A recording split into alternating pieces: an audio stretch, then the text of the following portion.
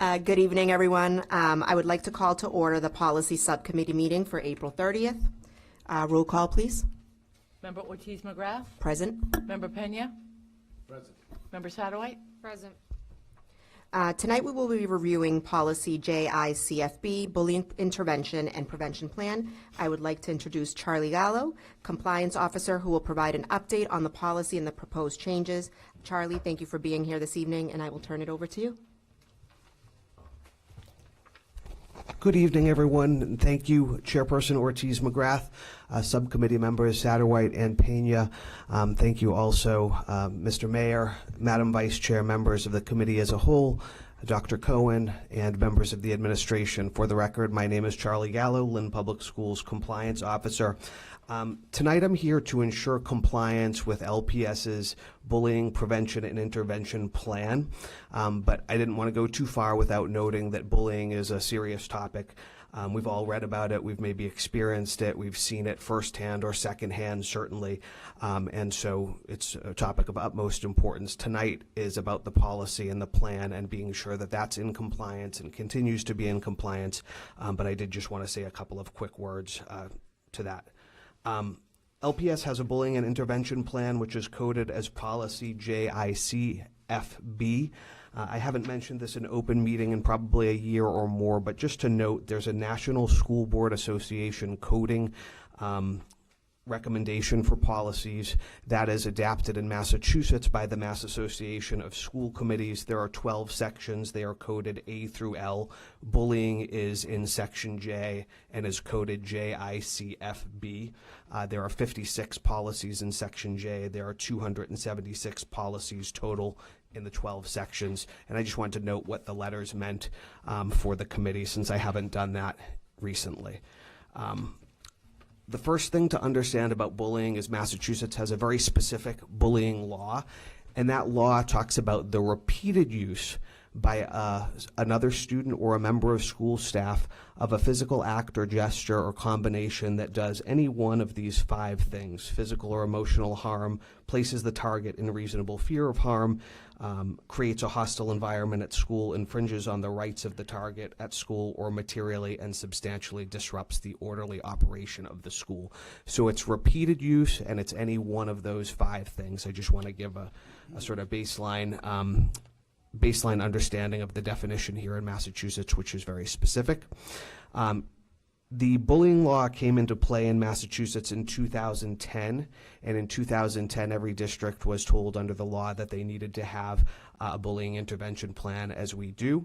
They need to be updated by law every 2 years. I'll get back to this, and so you have my very literal pin in it, but the last time that the committee updated this policy was in June of 2024. I wanted to be sure to be in front of you a bit in advance of that time and make sure we stay compliant with this important policy so that you can review it in advance of that 2-year mark. Having said that, DESE has a model plan. Their model plan has not been updated since 2014. And so there's not a lot for you to change every 2 years, but you still need to review, and we'll do that today. I'll come back to that a little bit. I do want you to know about the current efforts in the Lynn Public Schools around belonging and preventing and addressing bullying. So you know there's been a focus on belonging. You may or may not be aware that there are bullying coordinators in every school in Lynn that serve as the principal's designee to investigate and prevent acts of bullying. Those coordinators have been trained in a much more calibrated way in recent years. We're also doing better data reporting. We're separating out the number of allegations versus the number of allegations that are substantiated in terms of bullying. I'll get to that. We're also doing asynchronous training for all staff in the district every year, and we're doing in-person training for select staff groups: principals, vice principals, program specialists, nurses, clinical supervisors. Lynn Tech invited compliance in next week. We're going to go and do some targeted training. They wanted to do some training there. I'll just give you some examples of some of the trainings that we're doing. This is proactive to be sure that our climate is correct, to be sure we're not just investigating, but we're also preventing bullying. We're making sure that folks know that a bully doesn't have to have more power socially, doesn't have to be bigger. That's a myth. Anyone can be a bully and anyone can be bullied, so we're spreading the word about that. Bullying can be for any reason, or it can be for no reason at all. It can be related to one's ethnicity or skin color or religion or gender identity, or it can be for no reason at all. And so that's a fact that we're sharing out. We're also sharing out how to recognize when bullying is being alleged. It shouldn't be the case that someone has to fill out a form or make a formal complaint. We need to, as educators, hear those target words. You know, if somebody's talking about harassment or issues, it's our responsibility to recognize those signs and investigate those situations. We're also focusing on safety. So the steps that one would take to restore safety are going to be situational and case specific in each situation. That's a real focus. And we're also aligning all of our practices to the state bullying law, state regulations, and DESE model policy. I'm going to share some data with you but before I do that, I'll just pause for a moment and happy to take any questions.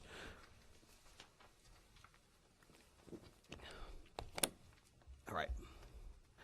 Oh, We ready? He was going to go over something first. Okay, yeah. So you're gonna sure. continue? I think No, so I had a question. Sorry, Okay. who? So, sorry, so you're done with your presentation or you're still on? I was just going to pause before I get to data to Okay. be sure that the committee didn't have any questions at this point. Okay. I think. So do you have any questions, any of our committee members? Ryan?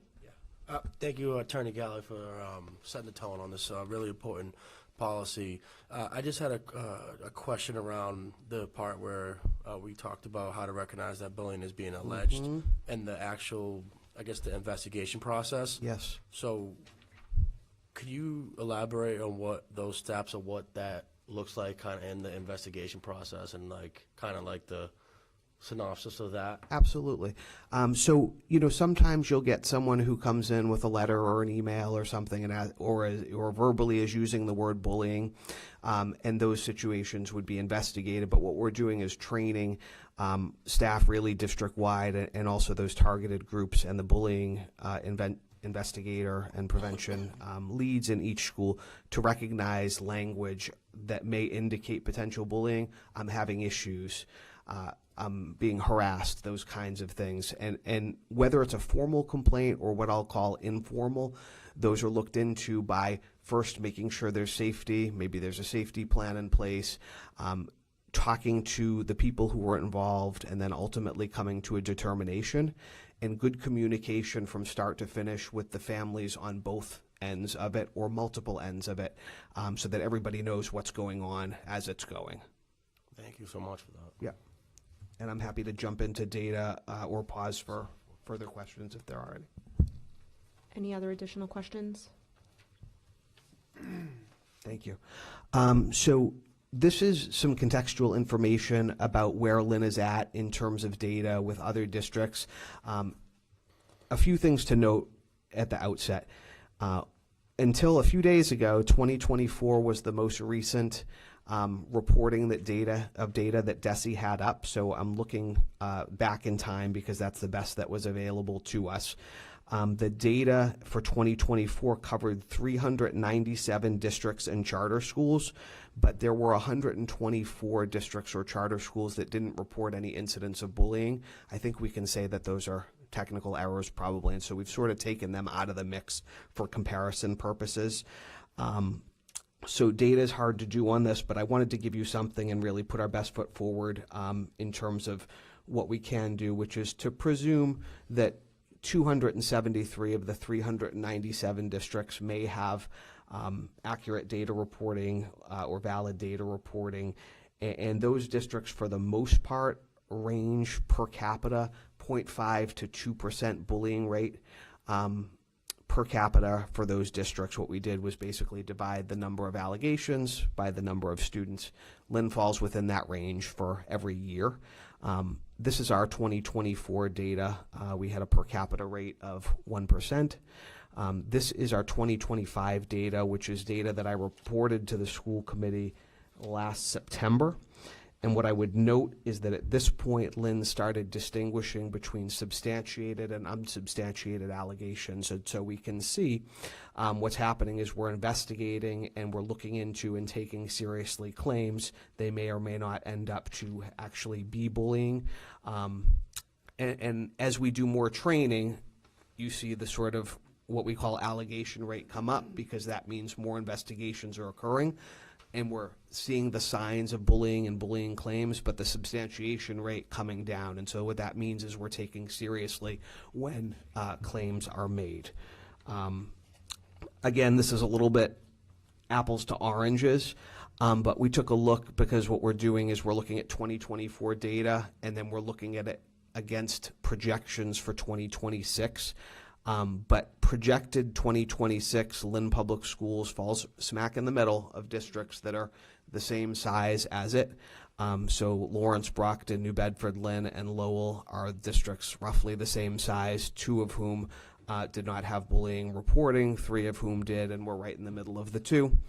And if we look at nearby districts, we're also sort of situated in the middle, with Salem and Swampscott having higher allegation rates, and a couple other nearby districts have lower allegation rates. So I just wanted you to know what exists. This data is or will be in the public domain, but I just wanted you to know a little bit about where we stand.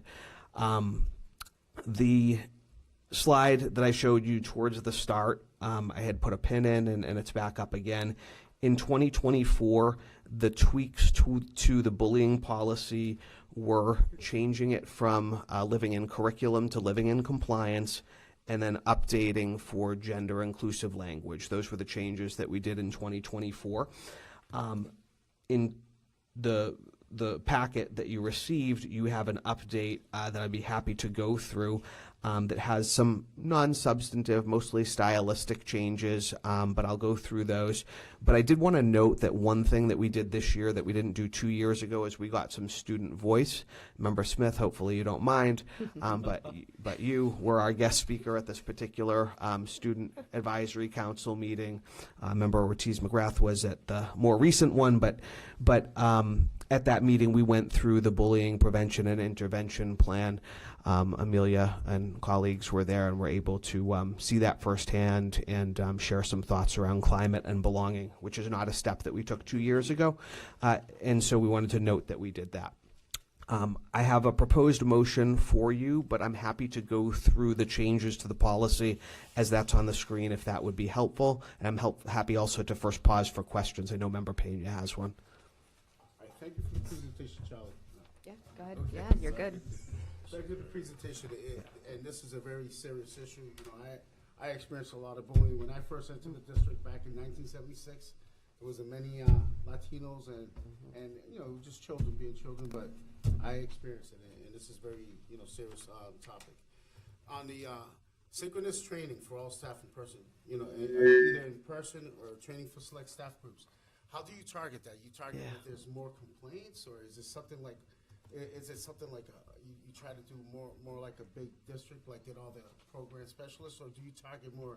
Let's say if there's more complaints at a certain school, you target more the training there. How does that look like? Great question, thank you. So a couple of things. We do the asynchronous, which is sort of a computer module training for everybody. Everybody has to do that annually. That's custom designed for Lynn. It's not a cookie cutter training.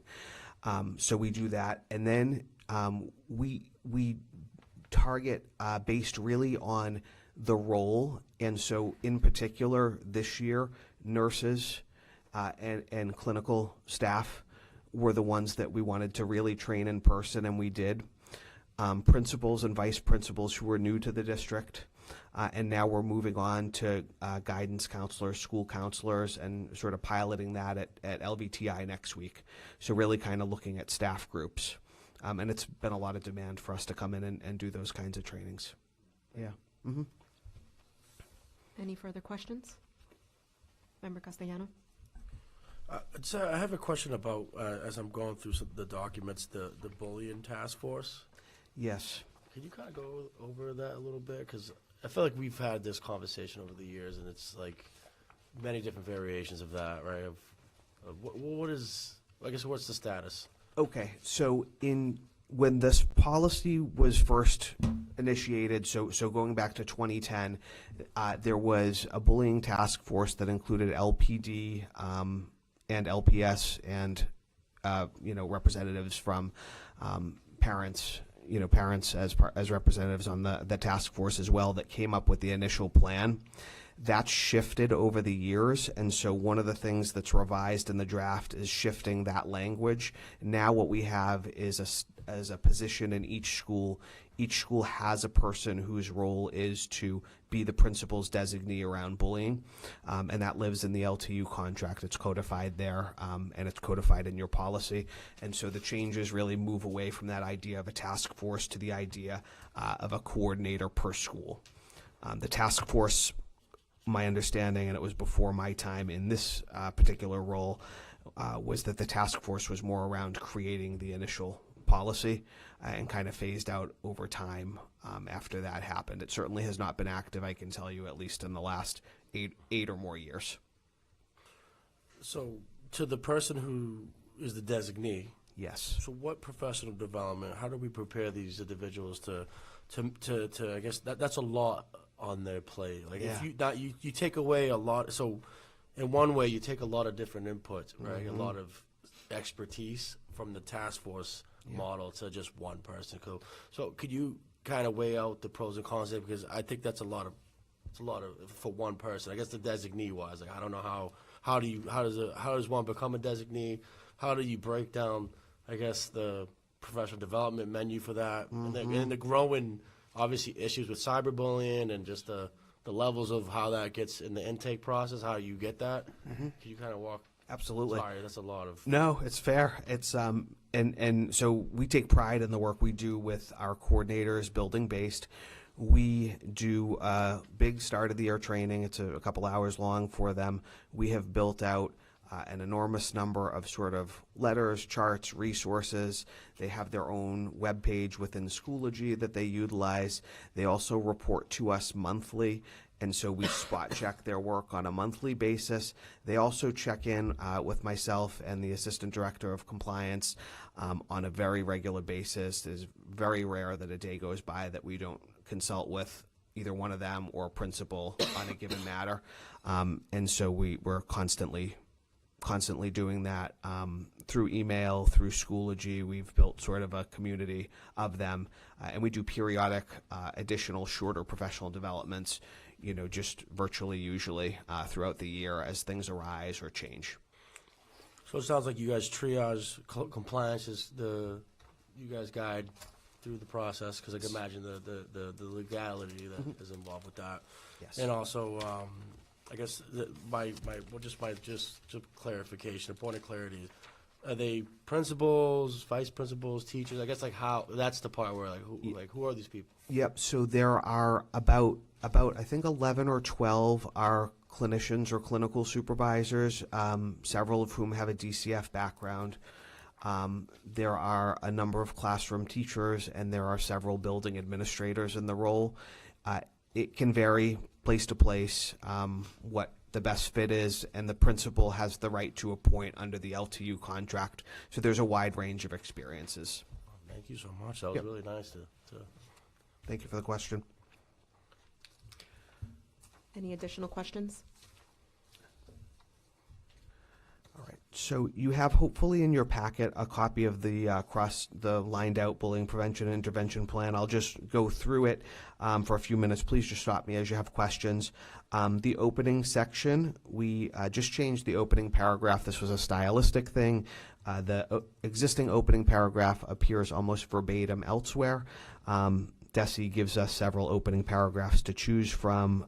Again, from 2014 is the most recent DESE model, and of those that DESE offered at 2014, we think this existing underlined one is probably the best for the times.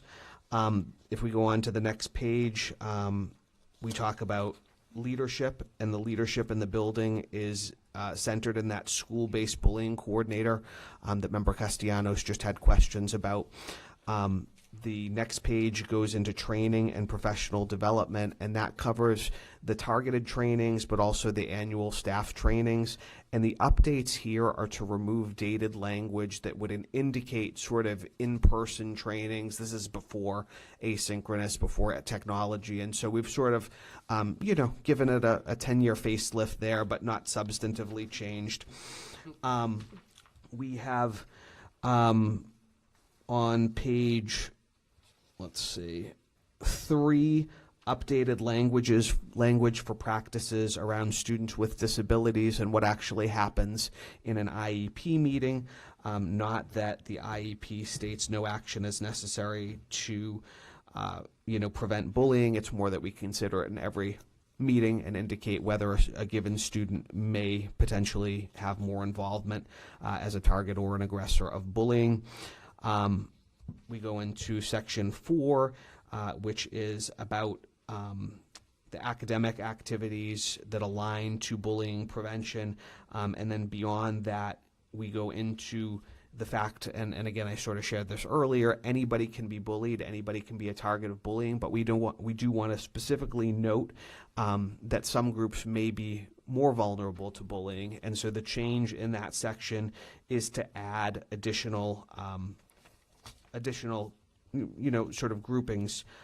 We want to include, students with disabilities, transgender students, students who are in foster care settings, military connected students as additional students that we need to be thinking about. If we go into section 5, that's policies and procedures for reporting and responding to bullying and retaliation. This takes out the language that seemingly requires the completing of a form. That's really important. I'll share with you as sort of an equity thing. Not everybody is positioned to have the time, resources, or whatever else to complete forms. We need to recognize the language, and it's up to us in the school district to recognize the signs of bullying. I want to continue on to... There are really no substantive changes until we get to the end, which is section 11, which is the problem resolution system, and that is notice of parents' rights to seek recourse around the bullying issue, and that is recommended for inclusion in policies by DESE, and so we've added that in as well. That didn't previously exist in our policy. So that's an overview of the policy. I'm happy to take any questions, but again, the changes are mostly updating for the times, non-substantive, but every 2 years the school committee does need to update the plan. Here in Lynn, the policy and the plan are one and the same. That is the case in many districts, but not all. Swampscott is a nearby district that has that very same approach. And I appreciate very much the opportunity. I'm happy to take any other questions and have shared a proposed motion for you as well for your consideration. Thank you. Thanks so much. Any other questions? Yeah, Member Castellano. Really important topic. Determinations, I guess. I'd like to have a kind of conversation about Yes. what practices, what restorative justice practice. I know over the years through these policies, I've been seeing it for so long where it's like evolved again, like best practice, now it turns into old practice. I guess when it comes to determinations, how are we, I guess, like where are we at with determinations, right? Data, the practices that we're working on, Yep. or how are we looking to improve, and also how do we compare to other districts? Yeah. So the data is so important, and so compliance. This is our second year with compliance, sort of leading the bullying topic, and so we've done a lot with data, making sure we're separating out allegations versus substantiated allegations, so that we can sort of have a count of where we're at in terms of things we looked into versus things that turned out to actually be bullying. Also to have a count to look at against other districts, so that data has been important. And then I think clarity and communication.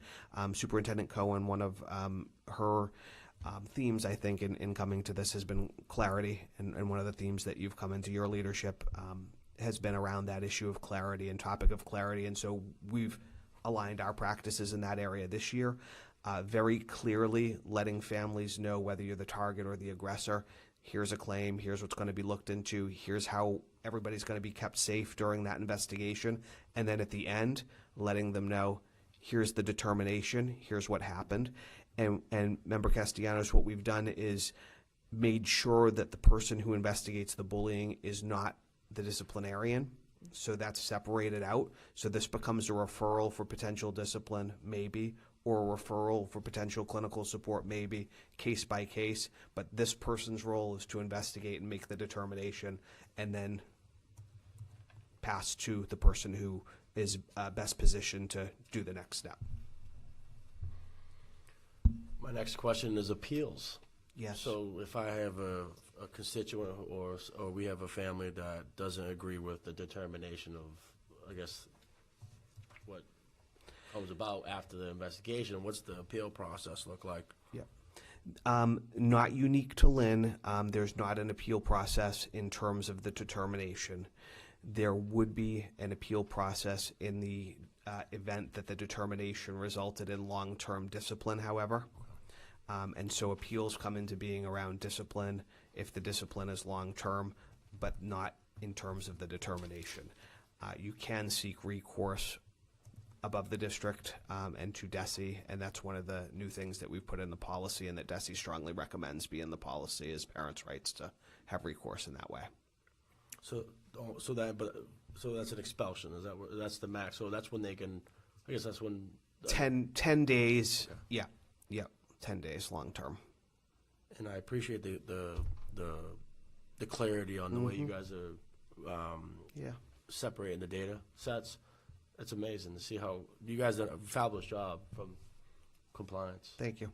Laura and all you guys worked really hard on this, and also thank you to the subcommittee for putting this on for tonight because it's important, very important work.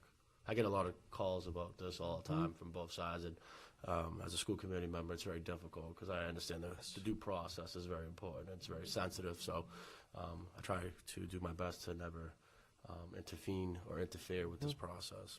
And I'm just glad to know that you guys are really putting a lot of thought and effort to making sure this is a really robust and transparent and clean process. So for both sides. I appreciate the Three kind sides, words. right. Thank Thank you. Are there any other additional questions?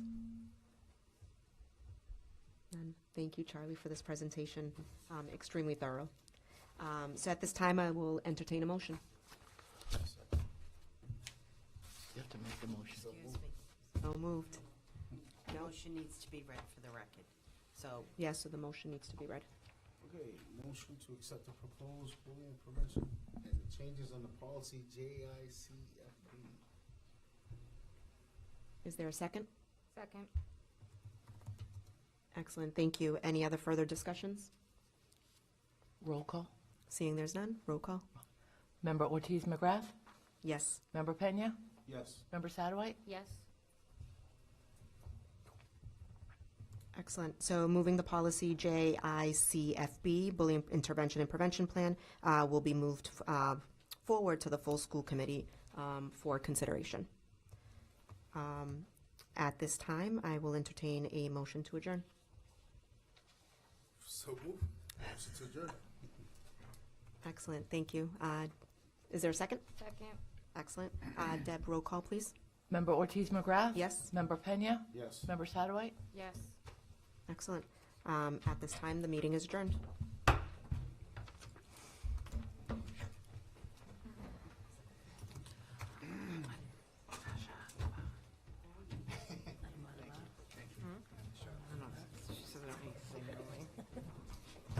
To see it always get every year. Every turn, it's like. All right, we will move into the open mic session. The open mic session is designed to provide an opportunity for citizens to express their views on matters of concern to the school committee.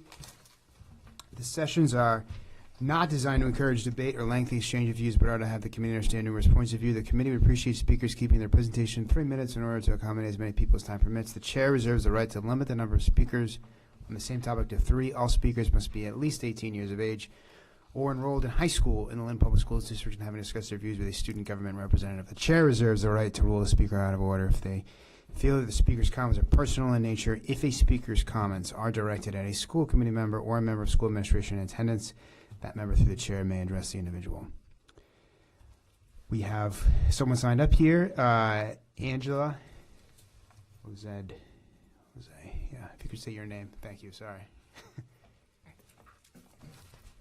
All right, good evening. Angela Oza, 35 Griffin Road, Peabody. I'm a fourth grade teacher at Tracy. I'm here again. I'm going to try very hard to go under 3 minutes. So I came before the school committee on April 9th. However, that was a budget meeting, and there were a lot of people speaking, and they had great things to say, but I felt very strongly that I wanted to also speak again, excuse me, tonight, because this is very important to me personally, as well as to the community in which I teach. Okay. I'm here to talk about the statement of interest to the MSBA, the Massachusetts School Building Authority. I wanted to reiterate, amplify, and add on to my previous statements. The intention is to, one, complete an addition, I believe, and renovate the Callahan School at 200 O'Callahan Way. The enrollment at Callahan is 384. This was one data point. I've seen a couple, but it's around 400. And two, close the Tracy Elementary. Enrollment is, again, around 400. Close the school, not replace it, not rebuild, close. Send the majority of students to the Callahan School, disperse other places based on their, where I don't really know how, but that's kind of the way it was explained to us. Okay, so again, close the school. Here are some more facts. The MSBA gives a rating of 1 through 4, 1 being the best, 4 being the worst for the conditions of the schools. Callahan was built in 1952. The building condition is a 3. The general environment is a 2. The Tracy was built in 1898. However, this is important to me personally, and I just want to clarify this. It burnt down in 1927. It was an arson event. They completely rebuilt it. You can find this information in the Lynn Daily item if you're curious, but it was rebuilt in 1928. So that number is interesting to me, and I'd love to talk to somebody who knows a little bit more about that, but it says 1898, but it was actually rebuilt in 1928. That being said, the building condition is kind of similar to Callahan. Its building condition is a 2, general environment is a 3, so it's kind of flip-flopped.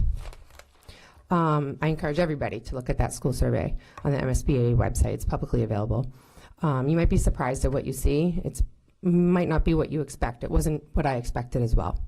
In closing, the proposal is to leave a neighborhood without an elementary school in a city that has neighborhood elementary schools. I wonder about this. Monday I had extended learning time, math, MCAS prep. I had 8 kids with me. I teach 4th grade. A lot of them walk home, right? 5th grade, most of them walk home. I'm thinking to myself, are they going to be able to do this if they go to the Callahan? Are their parents going to feel comfortable with them walking home at 4 o'clock? I don't know. I don't know if I would let my daughter do that. Again, today I had after school till 3:30. And again, the majority of my kids walk home. I don't know if that's possible. It's 1.2 miles away. It is 1.2 miles away. That's the distance from the Tracy to the Callahan.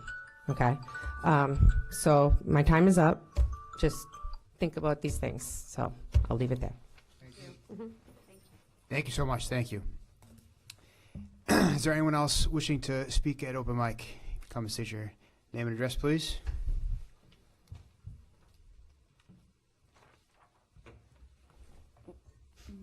Good evening, everyone. My name is Denisa Lopez, and I live at 270 Chatham Street. I'm here to speak because I noticed that on tonight's agenda, there will be a presentation on graduation and dropout data. I want to begin by sharing appreciation and compassion for all of the leaders and educators who work at the secondary level. As a recent high school literacy coach and reading specialist, I know 100% how difficult it is to teach ELA, history, math, and advanced science to students who read and write many years below grade level. However, many of these issues that high schools face can be prevented with strong reading instruction at the elementary level. As a new teacher to LPS and as a resident of this city for many years, it is obvious to me that many elementary schools need to do better. But the improvement cannot happen in schools alone. Families need to be partners in this work. While it is stated that families are at the table and that our voices matter, there's so much more that can be done to strengthen collaboration. For example, we need a more effective SPED PAC. A PAC is a Parent Advisory Council. The requirements of this organization are clearly outlined in DESE. As an LPS parent, I have had a very difficult time connecting with other parents about my concerns. This is not acceptable. I feel blessed to have the privilege of knowing the education system to ensure that my son and daughter receive the very best, but I know of many friends and neighbors whose children continue to struggle. Some have decided to send their kids outside of LPS. My goal is not to offend anyone or to shame one particular school, but to raise awareness. Elementary schools cannot continue to watch students fail in reading year after year and hope that in middle school they suddenly bloom, because this does not happen. I have 20 years worth of experience and sad stories to tell, but there are also ample data available on this topic. For example, third grade students who read below grade 4 are 4 times less likely to graduate high school than peers who meet end of grade 3 benchmark. The only way to improve educational outcomes for our students is to work together. Parents need access to special education laws and regulations, someone to explain to us what the data mean, what the report card mean. We need professionals to share best practices with us so that we can help our children at home. Last and most importantly, schools need to fully embrace the science of reading. Frederick Douglass said it best: "It is easier to build strong children than to repair broken men." Thank you so much for your time and consideration. Thank you. Thank you, Ms. Lopez. Thank you. Thank you very much.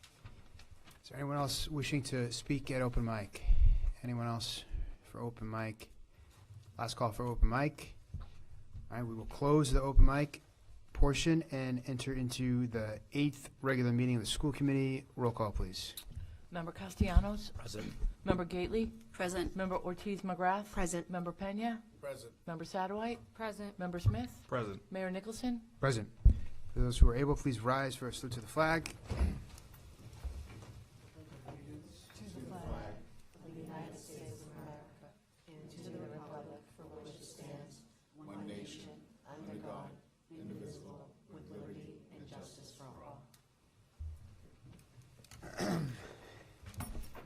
Thank you. Next, we have the minutes. I'd like to make a motion to accept the minutes for public hearing on April 9th, 2026. Second. All in favor? Aye. Opposed? Ayes have it. Make a motion to accept the minutes from the 7th regular meeting on April 9th, 2026. Second. All in favor? Aye. Opposed? Ayes have it. Member Ortiz McGrath, any votes taken in the policy subcommittee? Yes. And was that a motion to amend policy JICFB? Yes. I'm going to put that, can you put that in the form of a motion? Yes, I'll call a motion. All right. And there's a second. Roll call, please. Member Castellanos? Yes. Member Gately? Yes. Member Ortiz McGrath? Yes. Member Pena? Yes. Member Sadowite? Yes. Member Smith? Yes. Member Mayor Nicholson? Yes. Thank you. Next, we have presentations. Starting with graduation and dropout data. Okay, I'm going to lead this one this evening, and I would like to give credit to this wonderful presentation to Matt Cronin, our Director of Data, and I will attempt to do it justice. So today we want to start by just sharing with you, first of all, some key questions and topics around how the graduation and the dropout rate data is calculated and how the information reflects student outcomes across different student groups. The four-year graduation rate is calculated by taking the number of students who graduate in 4 years, who entered, so for example, this year's 9th grade class, the number of students that enter the 9th grade class this year, that would be the total number right now of the denominator, it's the total number of students in the cohort. However, at the end of the 4 years, the numerator is the number of those total students that actually graduate. But the denominator has now since grown because any student who's moved in becomes added to that cohort size. Doesn't matter whether they come in December of that 9th grade year or in March of the senior year. That number gets added to the cohort, to the denominator. Okay, but the numerator will always be the number of students who actually graduate from that one group in 4 years. Does that make sense? All right. All right. So some of the biggest factors that shape the data are that the dropouts are never removed from that denominator. So we know that, it is a true occurrence in all districts across the state that students drop out for a myriad of reasons. But that number will always be reflected in the denominator. So even though we know right from the start, let's say 5 students have dropped out, and it could be because they moved, and they said they're moving to Salem, but then they left the country, or they actually moved out of state and did not register anywhere else in the state. As far as we're concerned, they've technically dropped out if they've never registered anywhere else. And that number will stay as part of our denominator. So in the end, what the total number is has many walks of life as to where those numbers came from, basically. The transfers that are added in, like I said earlier, doesn't matter when or how, that gets added to the final number. But if they do move from here to Salem, for example, then they will then be transferred to the Salem numbers. They will come off of Lynn's numbers and go to Salem, but it's only if they transfer within state, and then they can be recognized somewhere else.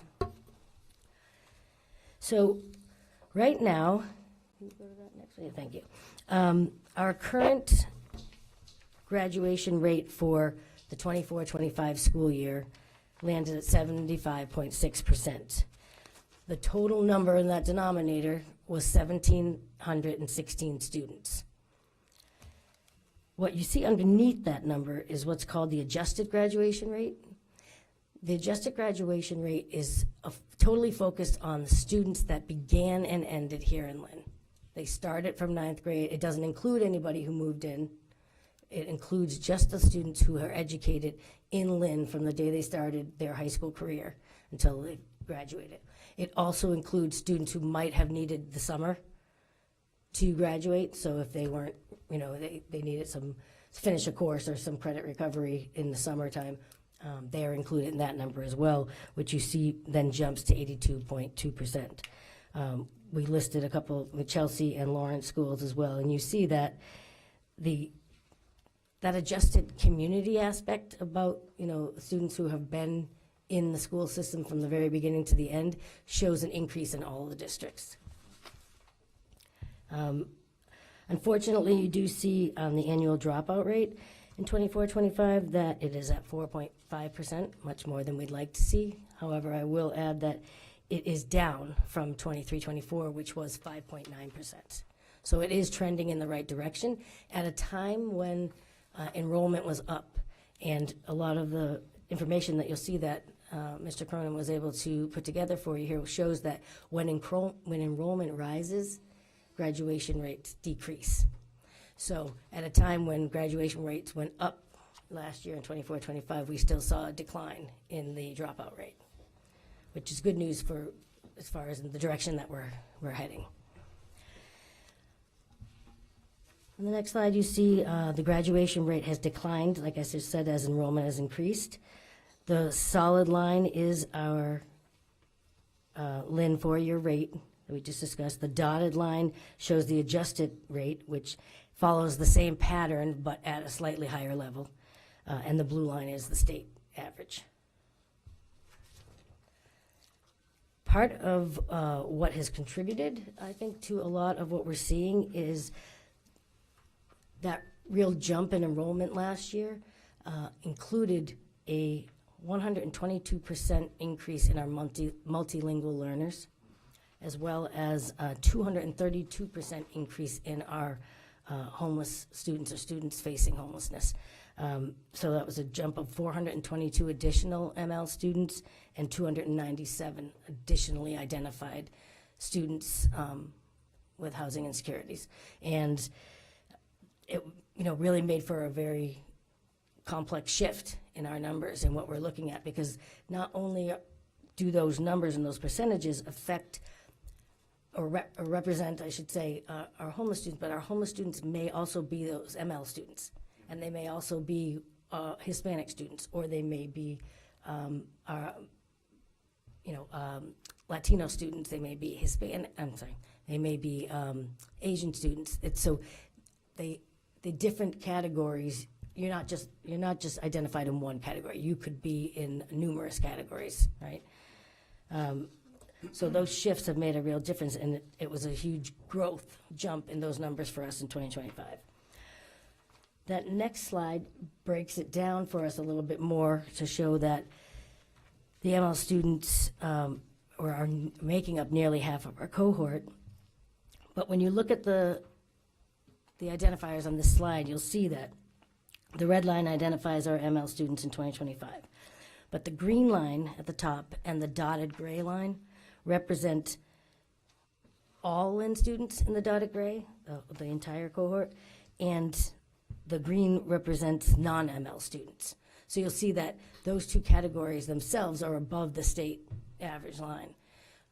But our ML population is making up almost half of our cohort, which really exemplifies why we're making the moves that we're moving towards a focus on the instructional core and on culturally, linguistically responsive practices in all of our classrooms that Dr. Cohen will speak to after, because that is the heart of what we're seeing in all of our data and analysis, is that the numbers are being driven by the majority, and that is our ML population at this time.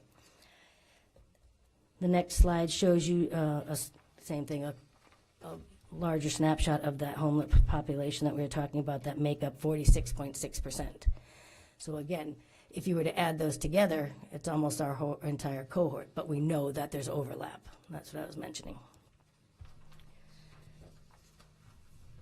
If you jump to the next slide, the graduation rates by racial and ethnic group in 24-25, you'll see the bottom line, the blue line, is the state average. And you can see that in our 2025 graduation group, our Asian students, our Black, and our African American students are performing above the state average. Our white students are performing at about 4 percentage points below the state average.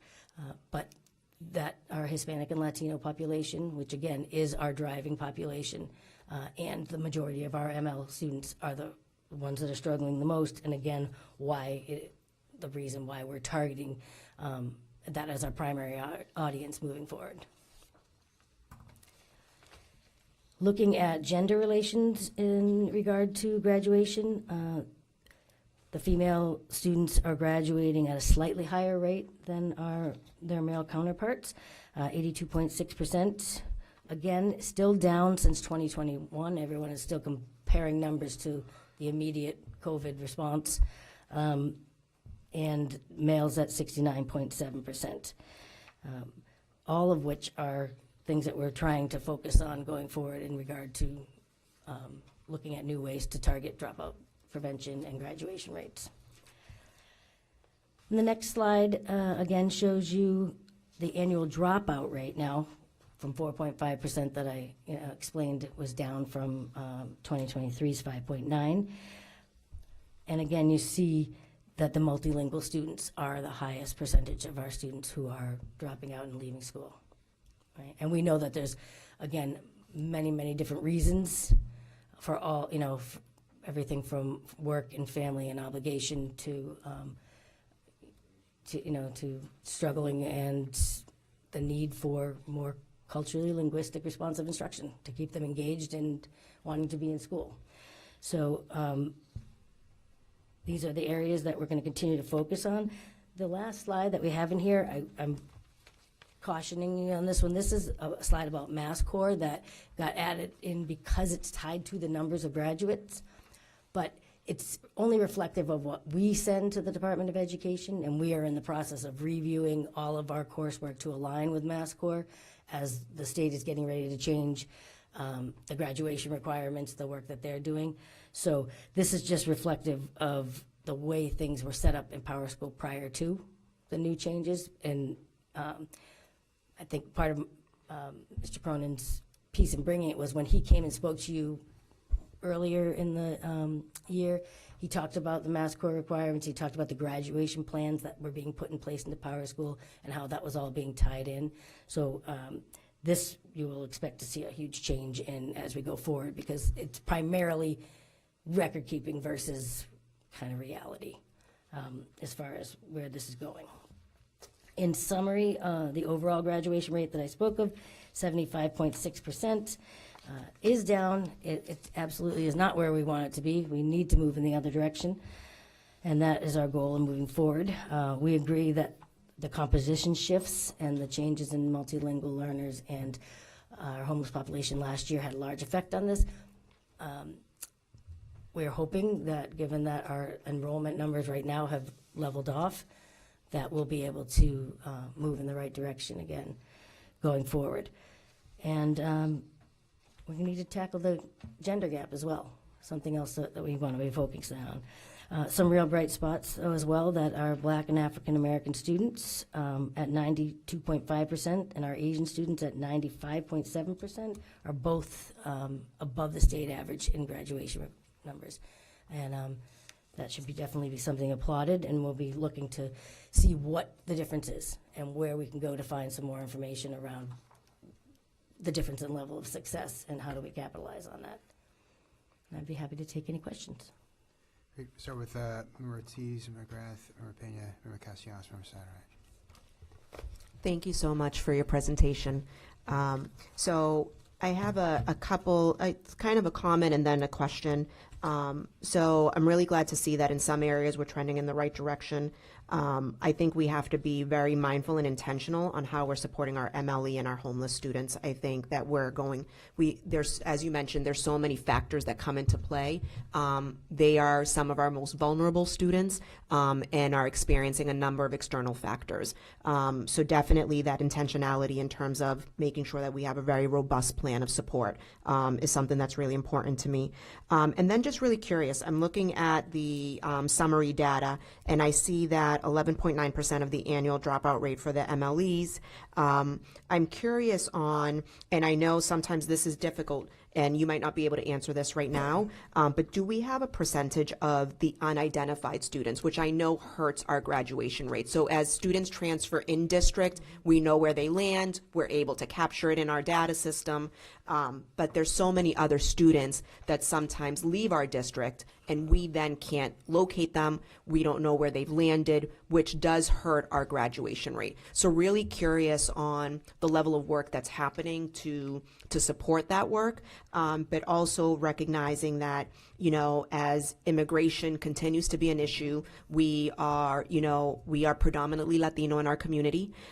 So knowing that we are going to see, that's my concern, is that a lot of our students, we don't know where they land, especially with immigration-related purposes and concerns. So I could see that percentage at this point in time fluctuating and shifting for us. And it might not be shifting for the better. So Right. Just something that I want us to kind of keep in the back of our mind as we support students. Yeah, and I would say, there's a lot of work done to try and do our best to track down where students land at all times for the safety of the students, right? I mean, that's our priority. So always trying to make sure that we know what school district they've landed, that all the proper paperwork has been in, they've been enrolled somewhere, that they're being taken care of, that, so I do caution, as you said as well, that this year in particular, given so many students left, they up and left, and they did not tell us where they were going.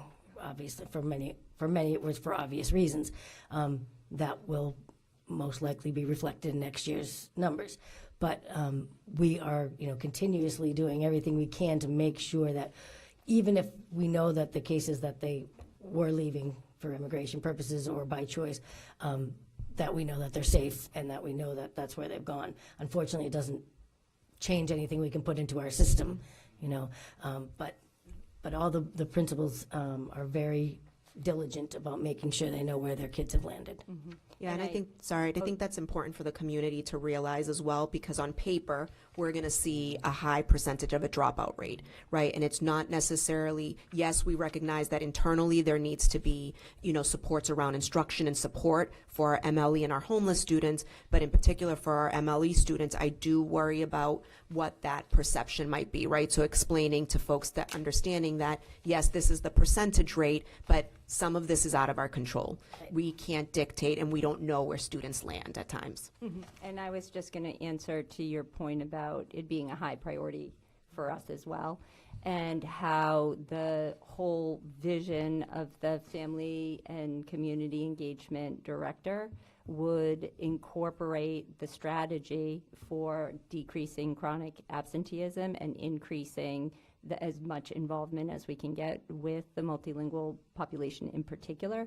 And so they would be partnering with the attendance office, the Welcome Center, the FCCs, the McKinney-Vento 2 liaisons that we have now in our department, and also really not just imagining, but ensuring that we are following a strategy that is coordinated. Because to Deputy Superintendent Gallivan's point, everybody's working hard, but they're working in sort of siloed tunnels, right? And so it's hard to get, to your point, a clear message that is upheld by very specific action steps. And so in this way, we believe that that theory of change will really resonate for the community at large. Thank you. Yeah, sure. Member Pena. Thank you for the presentation, and just to echo what my colleague Brenda was saying, the data shows, where we're declining, and it's good to see where we're trending, towards improvement, but the data doesn't tell the whole story. There's unseen factors that are really affecting our students, socioeconomics, immigration policies that a lot of families are leaving, and we don't know where they're at, It's very important that we focus, and it's also important to know that I believe last year we were second in the highest enrollment with unaccompanied minors and L's. We were second to Boston, and we're not even as big as the District of Boston. So there was a unique situation to win. So we had a big amount of L's and unaccompanied minors. So that's a key factor for us to look at, and then. With so many things that we can't control, things coming from the administration, it's really affecting us. But it's important that we can send that message, that we're working, with our multi-language learners. But there's some things that we can't control. So that really affect our numbers, but they're not telling the complete story. So thank you. Member Castellanos. Thank you so much for the presentation. It's very eye-opening. It's really important to really see, obviously, the areas of need that we're focused on, right? And I can see right in front of my face the homeless students in ML. The numbers are really concerning. When I see the 232% for homeless students, I do I question the breakdown of it, right? Are they episodic homelessness? Are we talking transient? Is it couch to couch? Because there's different levels of homeless students. So I guess my question would be what's that breakdown? It's not here, but maybe later on if we could have that information in terms of what that 425 students look like, right? It's different scenarios. Some of it, I guess it would be good to know, because intervention-wise, how we. I think my next question is how we respond into this, right? And I think each level of intensity of homelessness is different from the other. Sometimes it's silent. Sometimes it's the McKinney-Vento folks, right, that come in to play. So I guess I'd like to know about I don't think the right people are in the room for that, but I think. Yeah, I think we could, we could definitely get those numbers for you and send them along. I think the largest difference for people who might not know is there's differences between whether folks are staying in shelters, whether they're doubled up with family, whether or not they're living in, a place of being placed by DTA in a housing for, temporary housing, or hotels, motels, those kind of things. So we could definitely get those numbers for you. I think the one thing I can definitely say is our focus on support is a full wraparound for any students facing homelessness of any kind at any level. So whatever we can do that would be accepted by the family, obviously that's the most important thing, that they're comfortable with the assistance. But we can definitely get those other numbers, the breakdown for you at a later time. I think breakdown and also just kind of shedding some causes, I think bringing to light some of the causes of why some of our students are going, our families are going through this. I think it's important too to kind of talk about. I don't know how we get that data, but I don't know if we're surveying families. I don't know when we're working with these students. during a really vulnerable time, it's very important to kind of figure that out. So when you mention wraparound, right, we got to figure out what systems are going to be effective to stabilize and hopefully get these students to show up to school, to be invested in education during a really hard, dark time of their lives. As myself, who is a McKinney-Vento Act alum, I know firsthand what housing instability can really do. It can really shake up your life. It can shake up your investment in education, and it really could shake up your trajectory tremendously. So it's nice to see that we're targeting these areas and creating priorities that are really, hopefully, we're working on prevention as well. I think prevention focused as much as we can, but I know the resource in housing is very expensive. It's really, a lot of people are very close to housing instability. You're one check away, one job loss away. There's so many different ways how, I just think we got to just be mindful of the word homeless too, like how we say homeless, because there's so many different levels of that, and there's a stigma to it. So I think it's important. So as we move around with, documents, just be mindful of that. It's really important. And my last comment is around, well, not comment, I heard you, I heard during the presentation about culture responsive instruction. Can you break that down? 'Cause it sounds like we're, that's a very important term. I'm hearing it more and more. It's a buzzword. But can you break that down from curriculum to resources? Like, what is culture responsive instruction, and how are we implementing it, or how are we planning to use it? Do you want, I think, you go ahead, I'm gonna, well, because you're going to talk about it. Oh, sorry. She's actually going to talk about it in her presentation coming up I can next. reserve. so- I can reserve. I can hold off, and then I'll Rather than hear it twice. I'll pull the question off the table. And I'll wait for the wonderful presentation. I don't really want to steal her thunder, Sorry, I heard the word. No, it's appreciate it. popping around. So thank you. Great, good preview. Member Satterwhite. Thank you for your presentation. I appreciate it. I was looking at the data lags real-time outcomes, and I was just curious as to what the district uses for indicators to monitor the students who might be at risk currently of dropping. So we actually have an early warning indicator system built into PowerSchool. So I don't know if you saw it during Mr. Cronin's earlier presentation, but we can set the parameters for that. So different things, whether it's attendance, whether it's the averages within their grades, if it's repeat missing maybe of a particular period versus a whole day of school type thing. So we can set the warning indicators so that the guidance department can monitor student outcomes and see, get notifications if their kids are trending in the wrong direction. So that's one way. Obviously, teachers are the first line of defense, right? The relationships that they create with their students and their ability to identify when something's off and something's wrong, and make sure that the right people are brought to the table and notified to kind of build those supports up before letting some students really fall. Awesome, thank you. And just lastly, you hit the nail on the head. Your last statement that you had made regarding a question that I had was, what strategies explain the strong outcomes for the Black, African American, and Asian students, and how can those successes be replicated across groups? So I'm glad that you're focusing on that, and that we know that you're monitoring that. Thank you. Great. Member Gailey. Thank you for your presentation. I'm just curious, if we're looking at the dropout rate for Lynn, and we're looking at the dropout rate for the state,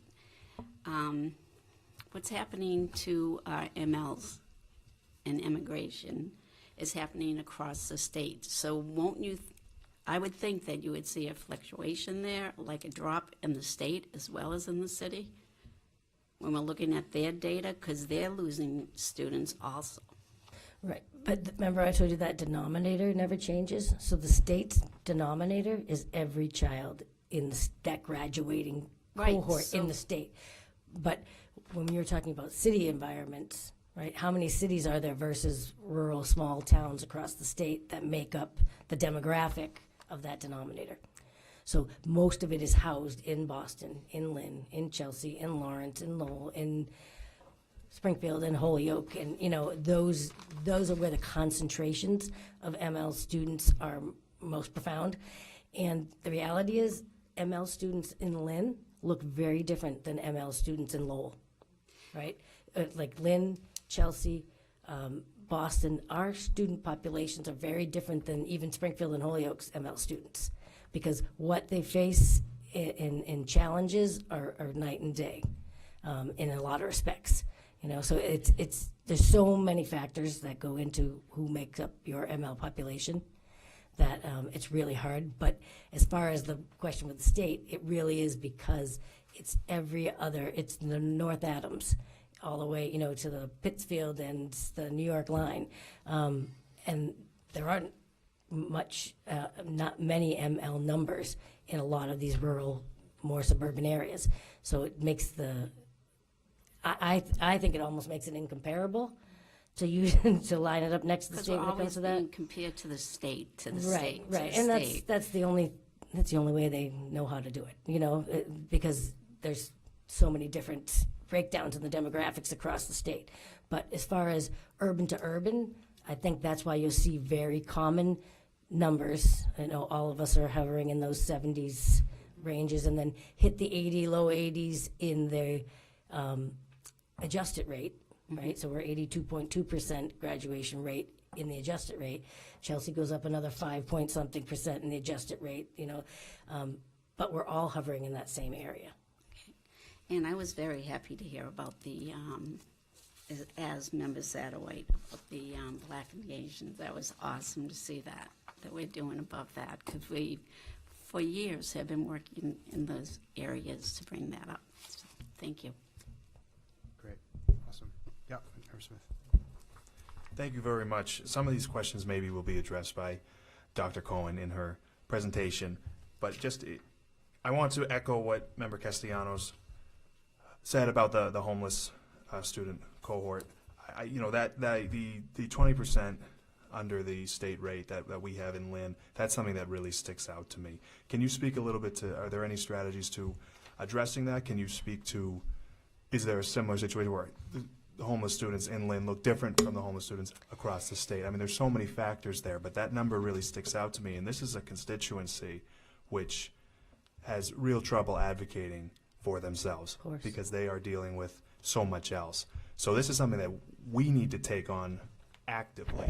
So can you speak to that and sort of what that I mean, I can say that I think that our McKinney-Vento liaison and our special education department who oversee that work are very involved and very boots on the ground when it comes to supporting our families. I don't know specifically the focus or the root cause, but there's also the factor of when the transient population that we have from city to city. So if someone has been placed in a shelter here but actually lives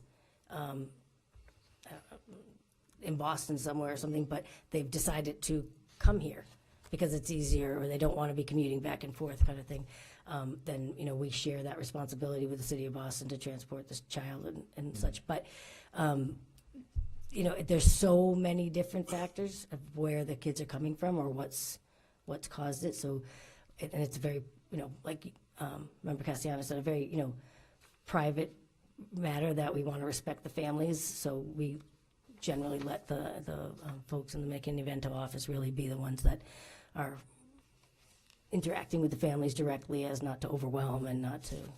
But in the schools, our homeless liaisons, clinicians, clinical supervisors, school counselors are the ones who are wrapping around the services inside the school.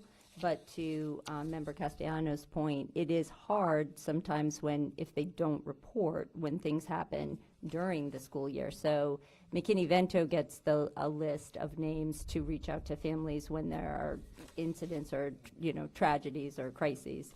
But to Member Castellanos' point there, what we really need to focus on is that relationship building, that they have a trusted adult in the school. I'm thinking higher grade levels, like in the secondary, where they can really come and ask for support too. But to your point, I think what we'll do is put together a presentation moving forward around how we can better support homeless. Yeah, I do want to make sure that we're moving along, yeah, Member Ortiz-McGrath and then Member Castellanos, yeah.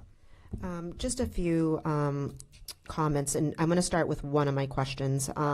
So how involved are the MKB staff to inform families? So I know the district's working really hard to increase family engagement. Is there anything that's being done at the start of the year, mid-year, to just provide families with resources and information so that if they're not coming to us openly to share that they've been displaced, is there a newsletter? Is there any information that schools are either pushing out to make sure that families are aware and that it's fully translated and accessible? Yeah, I mean, you want to speak to this? Sure. Yeah, I will. Yes, so we, as Dr. Cohen said, in each one of the schools, we have a homeless coordinator where the McKinney-Vento liaison here coordinates with that school level staff, and they really reach out to the families. Our FCCs in the schools too really have that connection with families, so they often disclose to the FCC, which then in turn speaks with the homeless coordinator, then comes down here to our McKinney-Vento. But I think with the increase in identified homeless students and the need for an additional person in that department, moving forward, I think that would be an additional support. Thank you. And then I'm glad Member Castellano brought up the individualized needs. I think it's really important for us to recognize that the state doesn't break it down that way.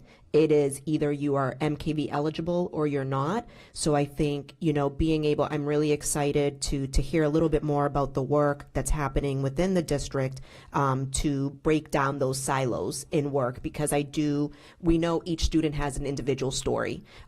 Each student needs wraparound related support. So I'd be really curious on looking on some of those data points in terms of their attendance rate as well, because I do think that also contributes to lack of academic progress. And then just one thing I want us to be mindful of, I think it's wonderful that our Asian and our Black students are thriving and doing really well, but we also need to recognize that they are a small percentage in comparison in our district. We also need to recognize that their lived experience is different. Our Latino students have significant gaps in their education. It looks different. Their trauma is different. So I want to make sure that we're always mindful of that when we're doing this level of work and care, because that does require a little bit more cultural responsiveness to ensure that we're meeting their needs. So I'm really interested in your next presentation. Member Castellanos, you good? Yeah, all right, great. I just want to add that, we obviously are doing this work from the school's perspective. For our constituents' perspective, they're people, not particular issues. And so when we're talking about the homeless population, obviously I also think about the work that LHAND is doing and that we're thinking about from the city's perspective. And I think it's worth noting that, of course, we want to increase the graduation rate for our homeless students. We also want to reduce the number of homeless students.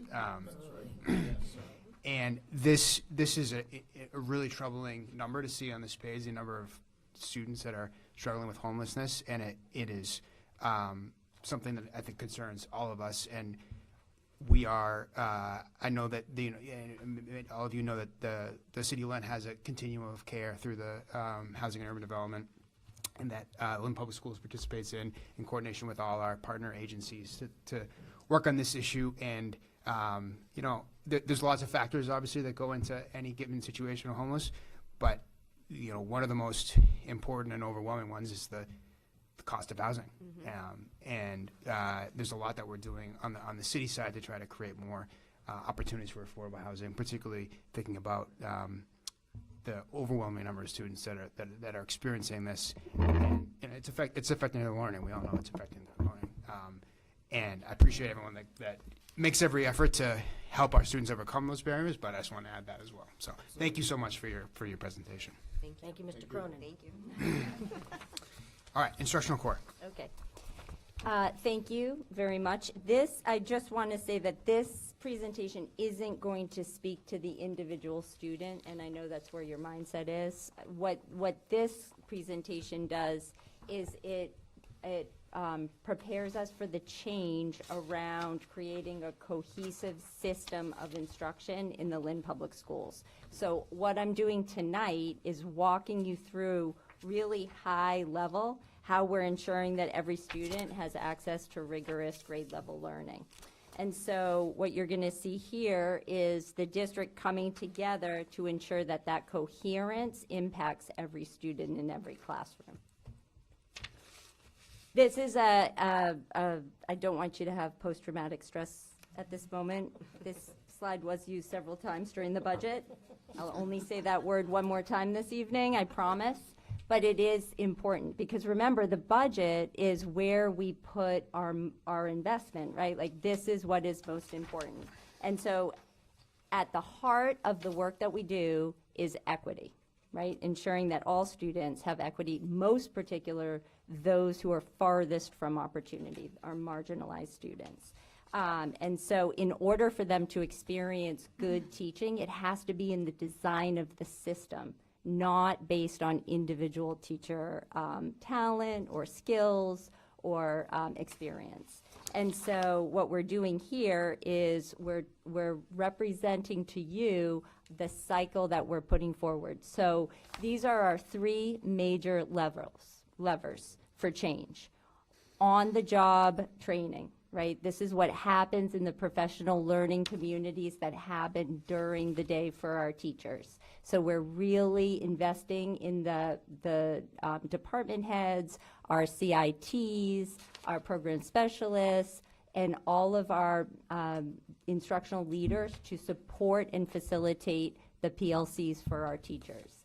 And then what is happening in those PLCs is planning that integrates the special education scaffolds and differentiation along with the multilingual supports for all students to be able to meet that grade level expectation. And then finally, when all students can see themselves as scholars and can reach their full potential within their zone of proximal development, then they will feel a sense of belonging. So as we make the learning more enriching for our students, our theory is that then our chronic absenteeism will go down and our attendance will go up. So I want to make it really clear that our dilemma, our problem is not effort. Teachers, administrators, both district and school, custodians, nurses, everyone in the system is working hard, long hours, right? We have students in need, and we are in a culture right now where everyone is feeling stressed. So the problem that we have faced is not effort, but it is cohesion. And so what we're trying to say here is that in order for us to ensure that across the board that students can expect the same level of excellent instruction, then we have to invest in a coherent framework. And so what we've seen in our walkthroughs is that planning is not consistent across our system. Remember, we have 29 schools. And professional learning has been fragmented over the years from our system, from the district. We're going to really streamline that work so that everyone gets what they need to be able to support their students. And so what our shift is moving from disconnected, siloed work to one coherent instructional system. So what you have in front of you and what we're sharing across the board in the system is on the left-hand side, it's very small because you have it in front of you, is a very simple one-page instructional core. And then on the back is a graphic organizer that centers the instruction as being culturally and linguistically responsive. Like, how do we scaffold and differentiate for our students? And when that happens, then we can ensure that grade level learning will happen as well. And so simply put, what we're focusing on for the next 3 years is to ensure that Every classroom has rigorous grade level instruction, that students experience cultural and linguistic sustaining practices, that students do the thinking and the talking, and that instruction is responsive to students' needs. So that is a lot of words up there, and I'm going to read them because that entire theory of action is what we are going to operationalize, okay? But nobody needs to memorize them. There's no quiz. And there's a quick cheat sheet on the next page for a much shorter theory of action. But here, this is our theory, that if we create a coherent instructional system where teachers plan grade level lessons using a shared protocol, engage in structured collaborative inquiry through PLCs, and receive aligned feedback from leadership, then teachers will consistently design and deliver rigorous scaffolded instruction, resulting in all students engaging in grade level thinking and improved outcomes.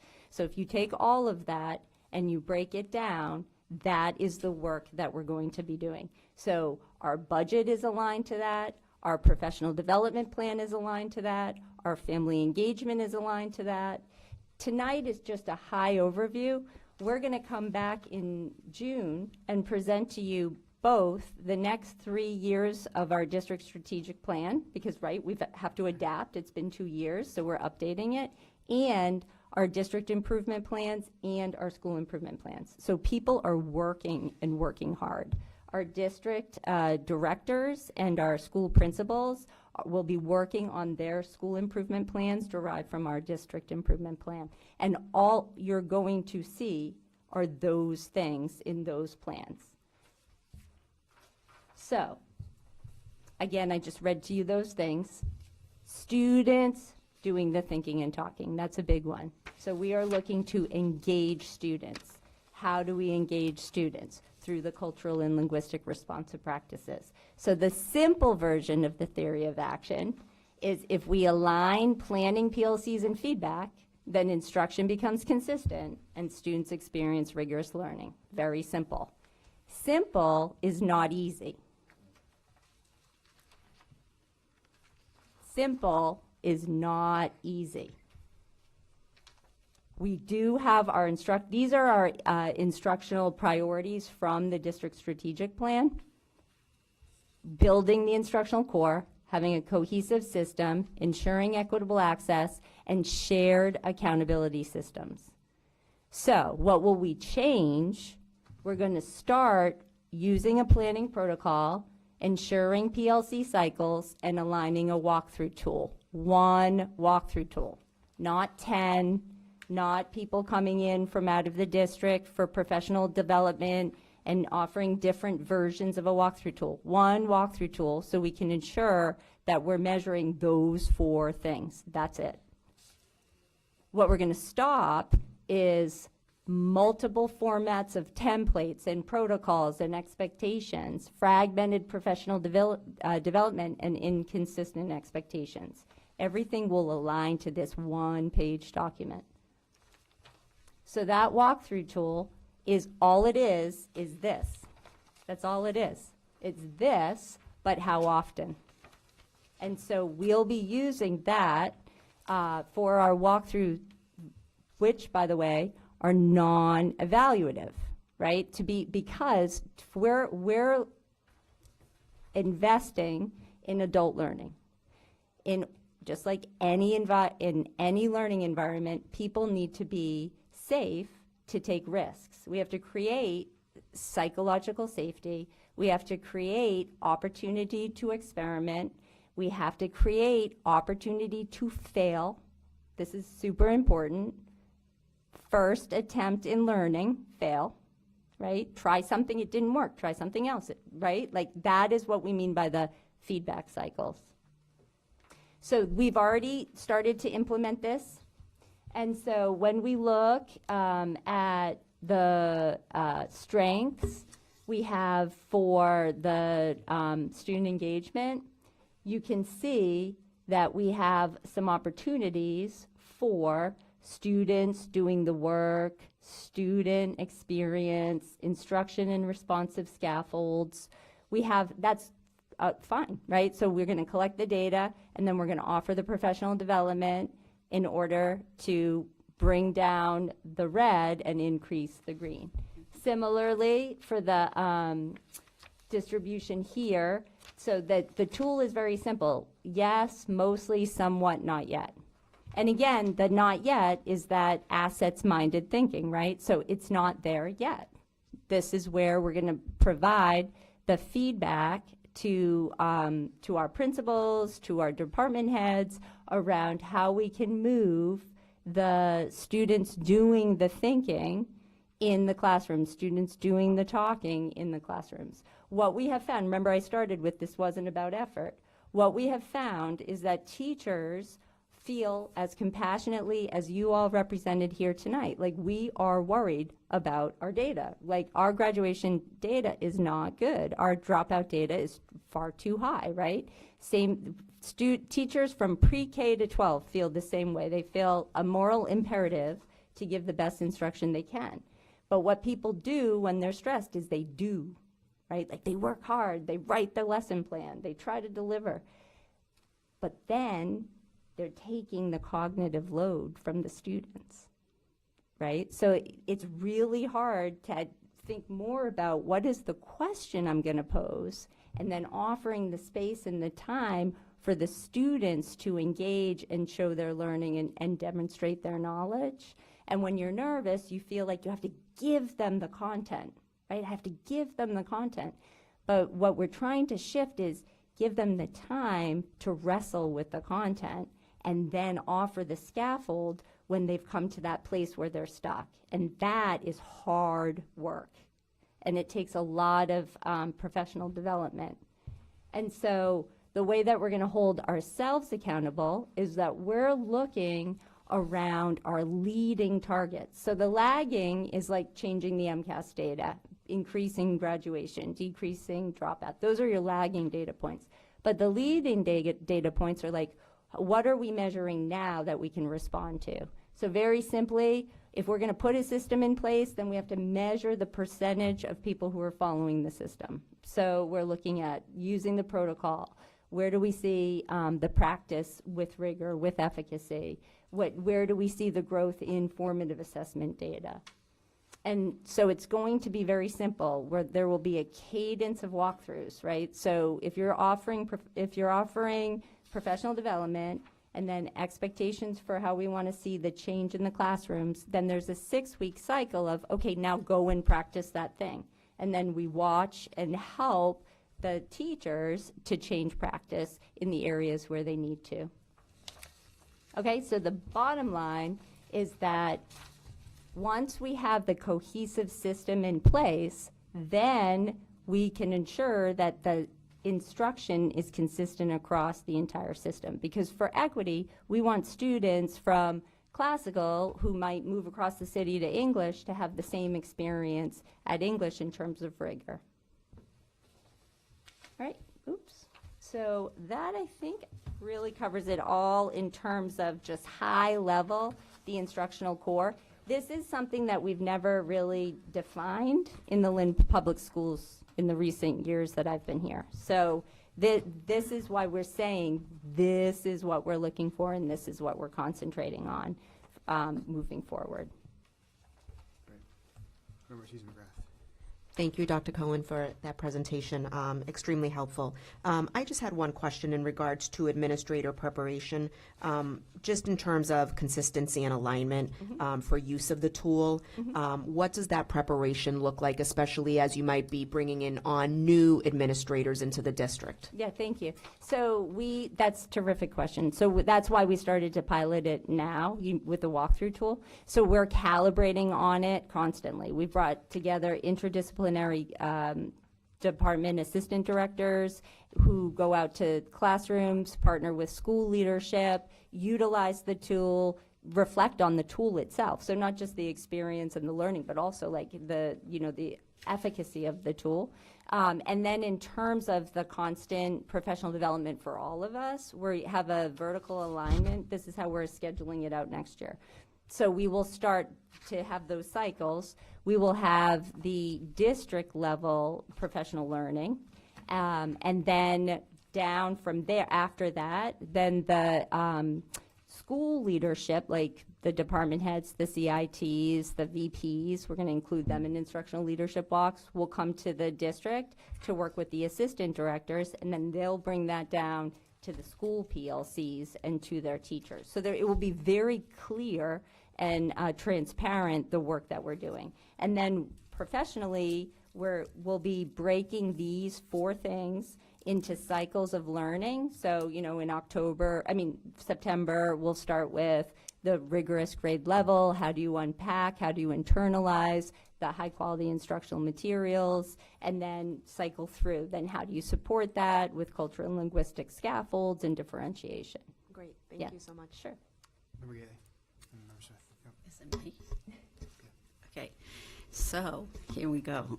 I just want to know, under your theory of action, like I read through it, my first thought was, in the past, we had somebody having teachers writing curriculum as they were implementing it. So I want to make sure that the district is providing the curriculum to start off with. It's not going to be teachers writing it, trying to get all the supplies they need. The second thing is supply availability. To get the, I think for this to be successful, you have to have all your supplies necessary as you're going through it. And the walkthrough tool, was that approved by Lynn Teachers Union? Yeah, we've been working together. The LTU president's been wonderful in supporting this, particularly around our ability to free up our CITs to ensure that they're able to facilitate in the PLCs. To your point about the resources, when I won't use the B word, but when we had to look at our funding, remember we downsized all of the additional resources so that we could really focus on the HQIM and utilize that time, that planning time, to unpack the high quality instructional materials that we have, and they have a plethora of them. One other thing I forgot to mention that's important to us is that we created 2 professional development groups. We have a PD advisory group of teachers, and then we have a PD committee of our assistant directors and directors, and one sort of creates the main professional development, but the advisory group advises on the calendar, what we'll be presenting and offering, and there's a whole leadership line for teachers who want to be professional or are professional development presenters. So we've been using the feedback data from from teachers around their requests for differentiated professional development and the opportunity to present it themselves. Well, I think it sounds great. I think that student success will occur. I mean, like, you get them critically thinking, you get them stepping up, learning, not having spoon-fed regurgitation of facts. I think it sounds very good. Thank you. We're really excited about it. Yep, thank you. Member Smith. Yes, thank you. I agree with Vice Chair Gately. Thank you very much for this presentation. I'm thrilled that we have such a long-term look at where we're going, and I'm thrilled that I think you're the right person to do it as well. I have one question about, just in terms of trying to keep everything uniform, which I fully agree with. How do we balance that with letting teachers do what they do best, which is teaching? And some teachers have different styles. Some teachers have different strengths or activities that they like to do. How do we balance that to make sure that teachers are still able to do their thing? Yeah. And that, the classrooms, while we want the outcomes to be the same, the classroom feel, I think, can be a little different. And I think that's important to allow teachers and students to learn and teach in their own ways. Yeah, thank you. I really appreciate that question. So if you look at the core, we're talking about the structure for planning. We're not talking about the lesson plans, if that makes sense. And so when you look at what our expectations are, is that the work is grade level and that the students are able to demonstrate their ability. How they present, though, they have autonomy around their style, around their activities. What we're looking, though, is just for you'll see there's tons of students in this language, right? So we're looking for, when we're going through the classroom, we're not looking at how the teacher delivers. We're looking for, are students grappling with meaningful, complex texts? Are students consistently working with high-quality materials? Do you understand what I mean? So there's tons of autonomy. I mean, you're a teacher, you know, right? You've taught. It's a very creative activity for teachers, and they have a lot of identity in how they teach, how they are as a teacher. We are not touching that. In fact, we're trying to create the conditions in which they can cross-pollinate those talents with their colleagues. Great, awesome. Thank you so much thank for you. the presentation. Thank you. Summer school opportunities.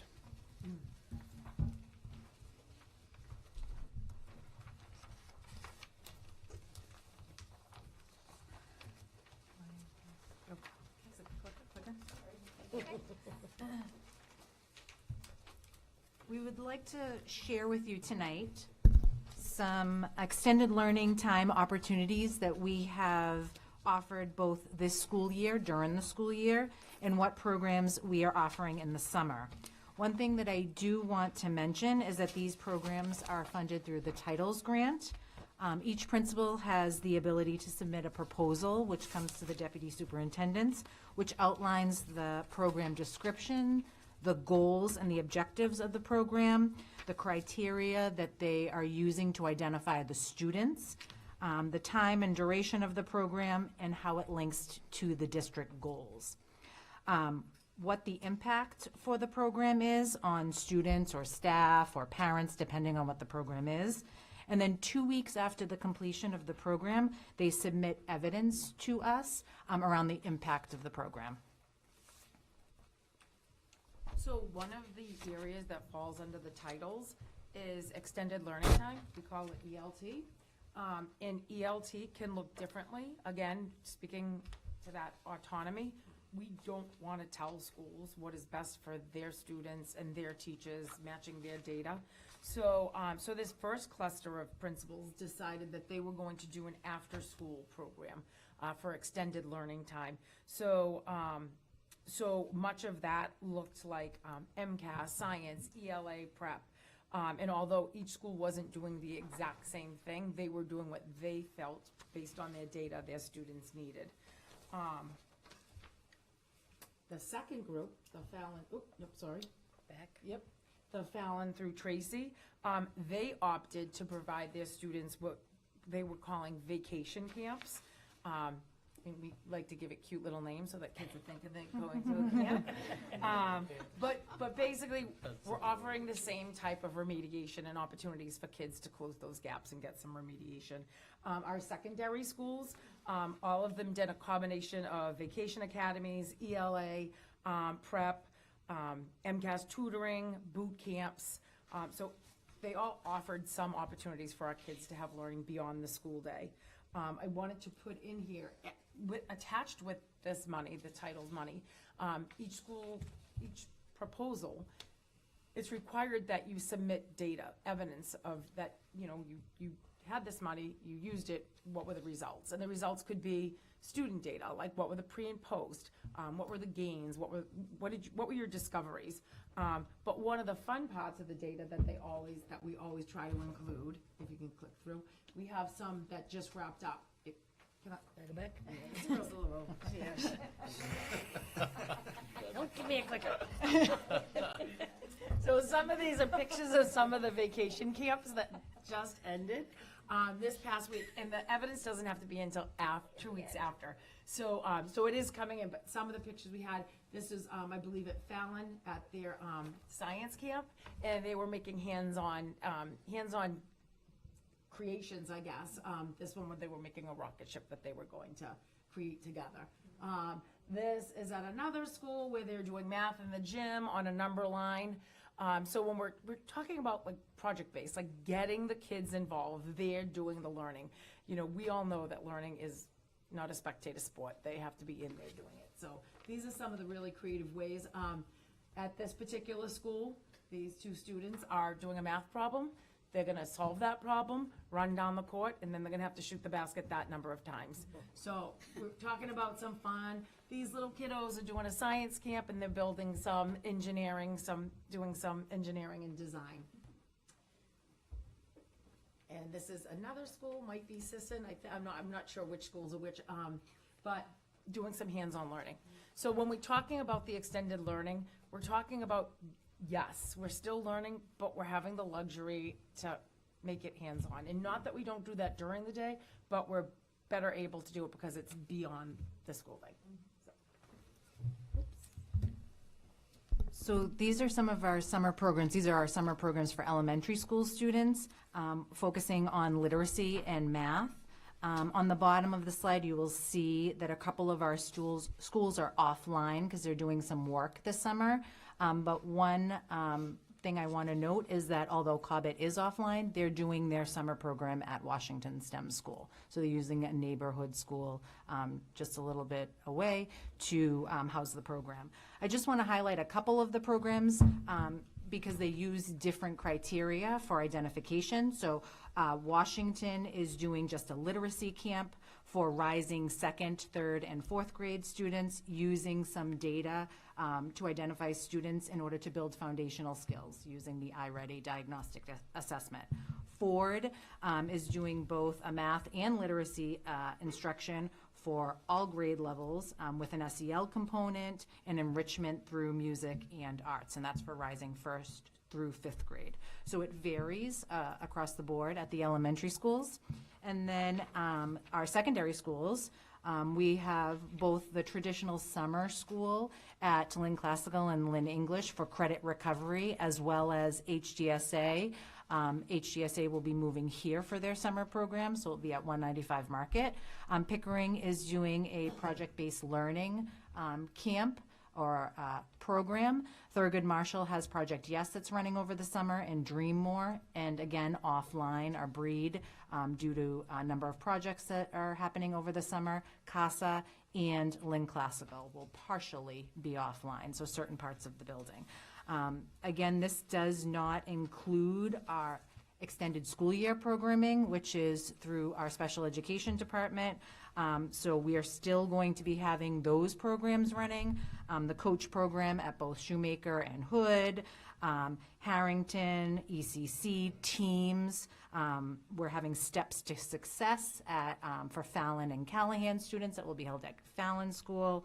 And TMMS, Thurgood Marshall, will host all of the secondary coach and life skills students, 6th grade to age 22 for the summer programs. And lastly, for anticipated summer opportunities for staff, we are currently reviewing all of our grants, where we are right now, what kind of funding we have to focus on some summer professional development opportunities for staff. The assistant directors are looking at putting together programming for content specific training, especially for maybe some of our new staff coming in, or for some newer, under 3-year level teachers who would like some more support in content instruction and preparing for the fall. So we're going to be offering some of those programs, as well as we hope to have the Professional Development Advisory Council and the District PD Committee working throughout the summer to, we will have our plan in place before anyone leaves in June, but to continue to put the pieces in place for the first thing in the fall when we get back. So we'll be working throughout the summer at that, and we're hoping that some staff would like to join us in that process. Any questions? Ortiz McGrath. Thank you so much for your presentation. I had a question in regards to our secondary students. So in terms of credit recovery, I'm assuming that might be a combination of students doing summer school. Are you guys utilizing Edgenuity to provide? And if you are providing Edgenuity, what does that support look like in the summer for someone who managed Edgenuity and had to go in and reset it and had to do all that other fun stuff? What does that look like for our students? Because I know Edgenuity can be very difficult. And thinking about our multilingual learners, it's not the most accessible platform for students who are in need of that level of translation support. So really interested in hearing about that. Yeah, I mean, each school has their own representative that's in charge of overseeing, and so each of the high schools has their own person on the staff that takes care of that and does all the connection with the students and the setup and all, in regard to there's always someone there to contact throughout the summer. Some of the students will come in and do the work there in the building, while others, for numerous reasons, will opt to do some of the work from home. Sometimes it's, a family reason that they need to continue the work from home kind of thing. So, but there's always a phone call or someone for them to contact, to reach out whenever there's any need of support with the program itself. Excellent. Thank you so much. Great. Well, thank you for the presentation and everyone for their work this summer. Next, we have a field trip request. Yes, and I would like to invite up Julie Carroll and Jean Dunlap to speak to this field trip request. I thank you so much for being here. They've been here all night.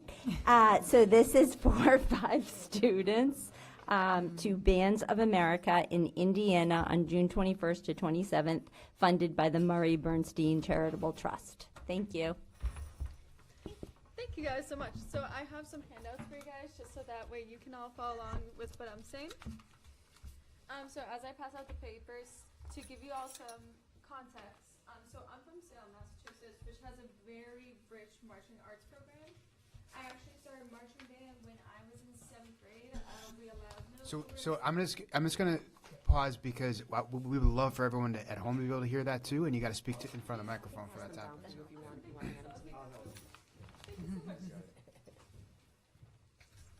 Yeah, sorry about that. No, please. Yeah, so my name is Jean Dunlap. I am the All-City Marching Band and First City Percussion Ensemble Director, as well as one of the music teachers at Breed Middle School. So as I've said before, when I'm not at Breed during the school day, I'm always active with our high schoolers, particularly grades 9 through 12, with the marching band, concert band, and percussion. And so I kind of fill in as quote unquote the percussion expert in terms of how to help our students develop. So I come from a very rich marching arts background. Salem has a strong marching band. I started joining marching band when I was in 7th grade. I participated in parades and held my little banner. And then when I got more advanced, I eventually joined at the high school level, and it was life-changing for me. And so a lot of my work, I like to think with the high schoolers, is giving them more secondary opportunities, thinking during high school, but also going past the high school rate.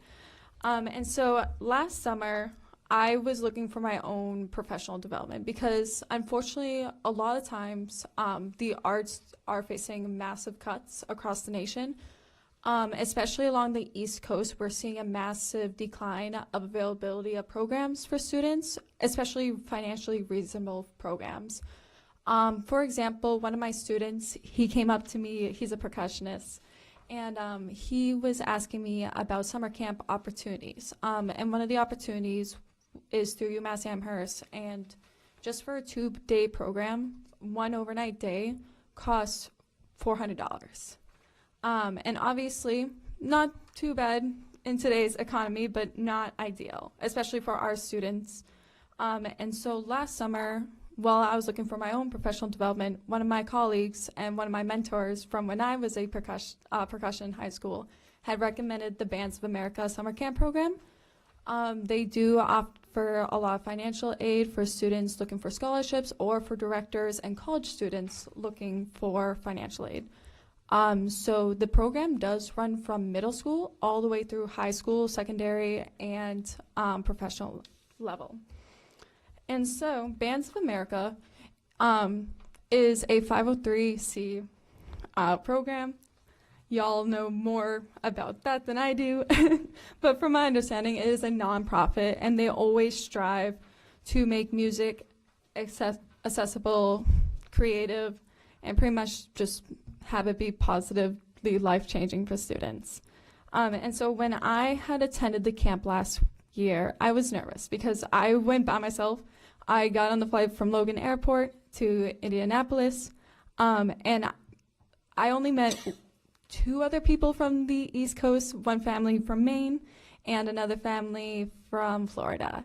and they were super kind, and everyone there was really phenomenal. So the staff that are there are top of the arts marching directors, color guard directors, and the programs also do vary. So they provide leadership opportunities for their leadership weekend, as well as a drum major institute for students who want to lead their ensembles, color guard, concert band, marching band, jazz, and their new music production bootcamp. And then one of the subsections of their marching program is percussion, because percussion is next level monstrosity. In case you don't know, some of these kids have to carry around a 40 to 60 pound drum for about 4 to 8 hours a day, sometimes in the marching arts. And so the camp, as I said, provides students with a week-long housing at Ball State University, which is located in Muncie, Indiana, which is the middle of nowhere. So it's about an hour and a half shuttle from the airport. And so in the package that we are looking at for students, it would include the airfare from Boston Logan International Airport to Indianapolis International Airport, a round-trip shuttle from the airport to Ball State University, as well as the flights back home, and housing and full meals for the entire week. And so the purpose of this trip is to provide secondary students, our high school students, with the opportunity to broaden their horizons beyond Lynn. Many of our students have traveled before, but not many of them have traveled academically speaking. And one thing I do want to highlight is that our marching arts and our concert bands, all the programs that the students are a part of musically speaking, are part of their curriculum. It is something that they are being graded on. So this also is an academic trip, and the hope is that whatever the students learn on the trip, they will bring back to their ensembles, whether it's marching band, jazz band, etc. And also, it gives the students a chance for more advanced musical instruction from people genuinely across the United States and sometimes across the globe. For example, last year I got to meet the top performing artists from Yamaha. For those of you who don't know what Yamaha is, obviously some of you guys might know Yamaha motorcycles, but they're also really known for musical production and education. And we had a one-on-one masterclass with the person. And then later that evening, we all got to watch a live comedy show from, I forget his name, but he did a lot of voice acting, has been on SNL. So it was really cool, and the kids got to interact with him after. And also, a lot of our students are interested in doing marching arts post-graduation. I already have students who want to do drum corps, which is a very intense marching ensemble. The closest one to us is located, well, there's two. Closest one is Spartans out in Nashua, New Hampshire, and then 7th Regiment located down in Connecticut. And for both of those programs is over $4,600 to march this season. And don't get me wrong, they are gone for the entire summer. So it counts for their housing, their equipment, etc.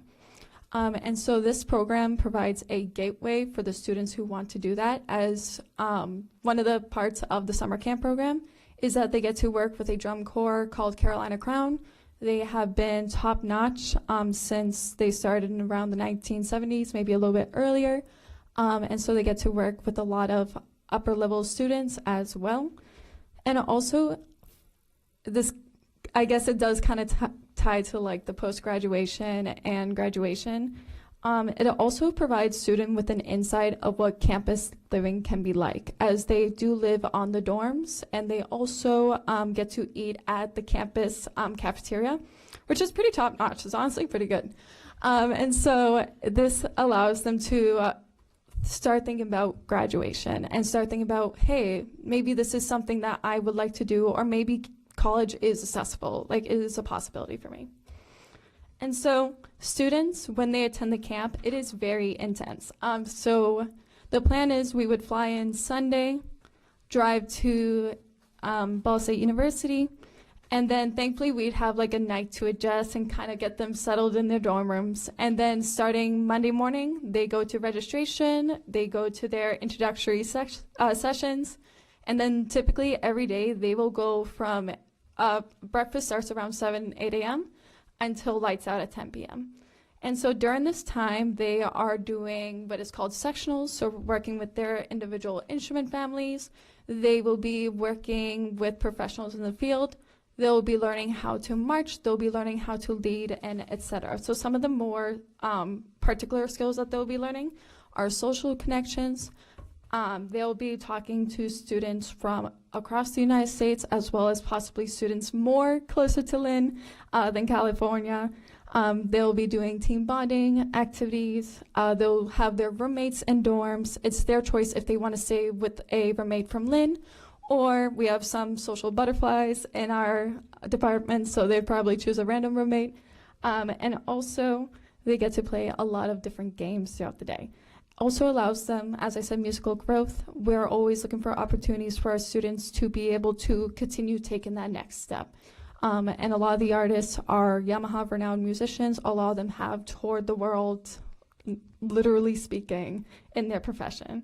And then also it provides them with collaborative learning, so they get to do a lot of activities where they're interacting and discussing about how do we do an 8 to 5 marching step? How do we do this visual? What are these techniques called? And also it provides our students with leadership development as well. It teaches them how to be able to communicate, how to be able to collaborate, and so many other skills. And so I also have kind of included their example of what their day-to-day schedule looks like for the students. And as you can see, there's no time for rest. It's always going, which is excellent for them. And so I know when my first thought entering this process was, how do we keep students safe traveling that much? And so the good thing is, so there would be 2 Lynn chaperones attending, myself and another music teacher from the district. Both of us work very closely with the students. We'd select 5 students and this year we're considering it our preliminary, crash course, let's see how this goes. Hopefully in future years we can open it up to more students if it's available. And so supervision, the students would have us 2 staff members, and us staff members would also be taking professional development while on campus to the Sweetwater Directors Academy, which is another branch of the summer camp, but is geared towards the adults for them to be able to grow as well and not have to worry about, man, what do I do for the next 7 days as my kids are marching? And so we're always within walking distance from the students. Lord forbid if there's a situation that were to occur. But every day they will have what the camp calls their swag team member, which is made up of college students, a few other educators, and the music professionals. And they are consistently with the students. The students are never without an adult, and that includes at dorm time. There's always a rotating person in the hallway to ensure that students are not sneaking out of each other's dorm rooms. And there's also multiple registered nurses at camp, and they actually have a designated time. For example, if Johnny needs to take his medication at 6:55, they'll walk. If it's that early, they'll walk to him, or if it's at a more reasonable time, he'll get it during breakfast or during mealtime. And so with that, we had asked the Murray Barnstable Foundation for $16,000 to cover the cost of this trip, as the predicted fee for a round trip is roughly $5,300. That's when I checked yesterday through American Airlines. But that does include the 2 checked luggages, as well as reimbursement if needed, if a medical situation or something were to come up. Residential, extra night of housing, the shuttle, director housing and shuttle. And there are a little bit of discounts provided as well. If we enroll before June 1st, the student discount would save us $750, and the director's discount would save us $1,060. And so at this time, I just wanted to ask, do you guys have any questions for me? I know I kind of threw a lot of information out there. Yep, we do have questions. Member Gately?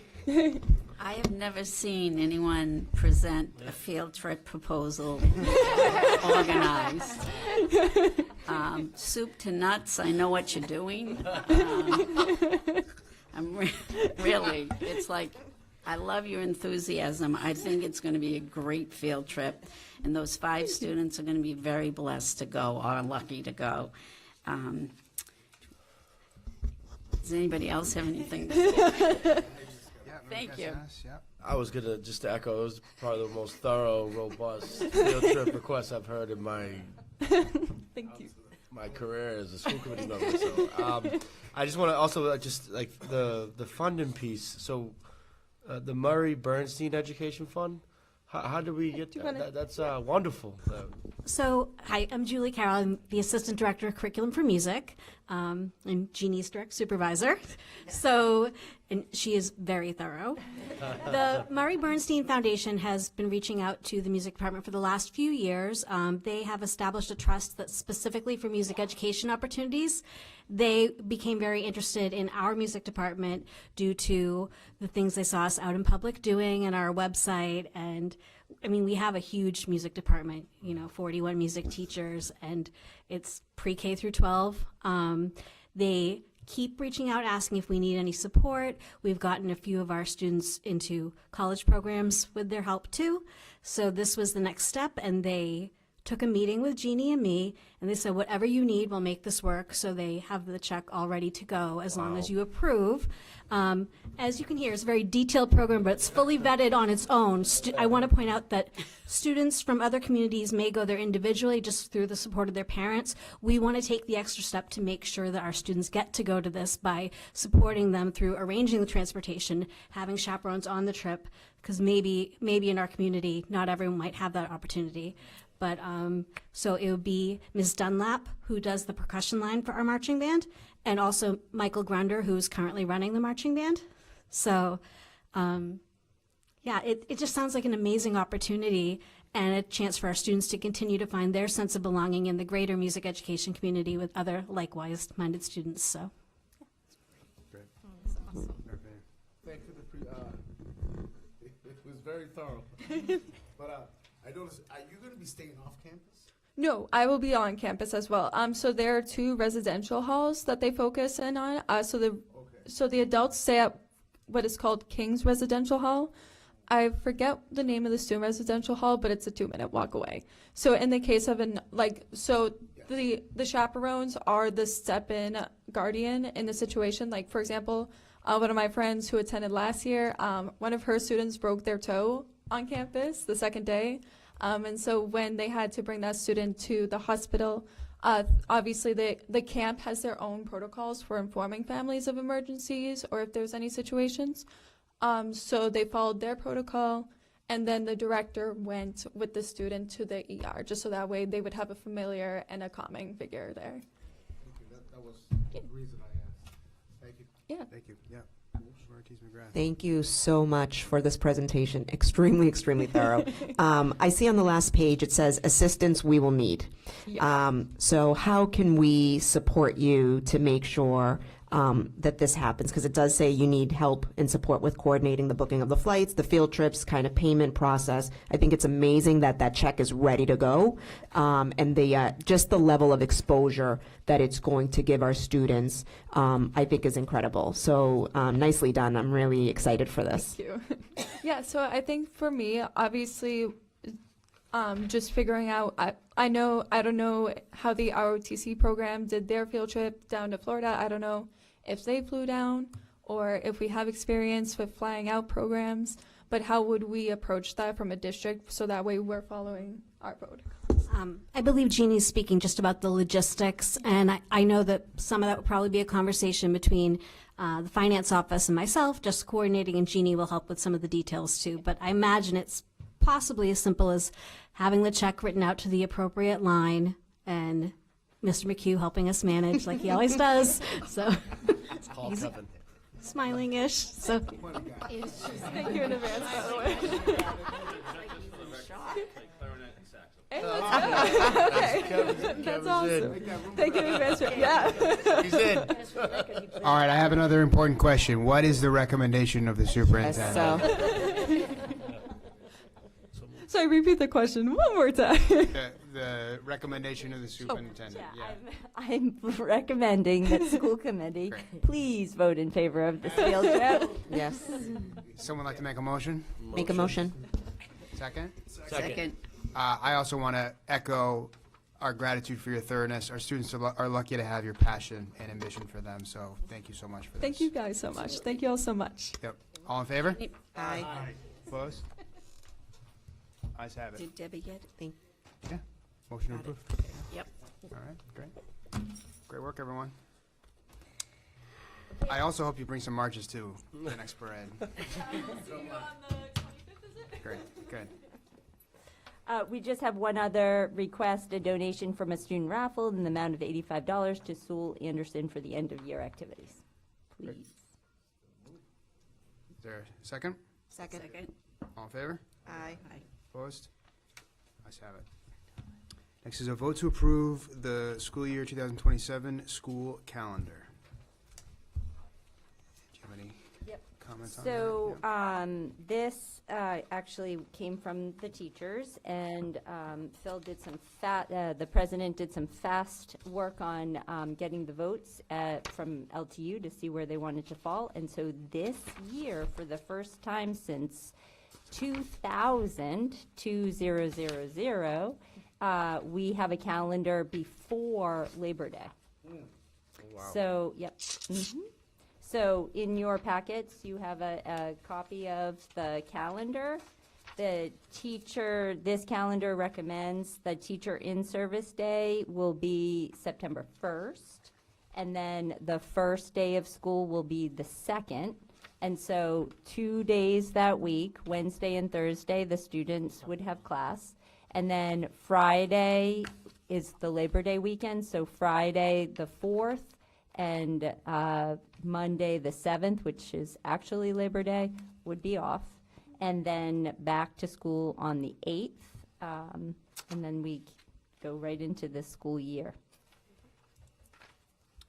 Any questions?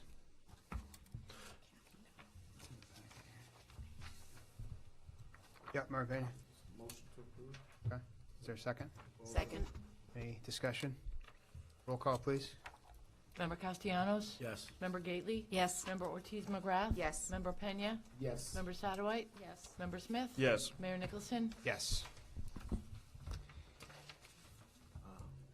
Do we want to take an amendment to the agenda to move the executive session to the end? Is there a motion for that? Motion to move the executive session to the end. Yep. Second. All in favor? Aye. Opposed? Ayes have it. So we'll do communications. So we just have 3 quick things on communications. First, in your packets, you have the North Shore Education Consortium budget.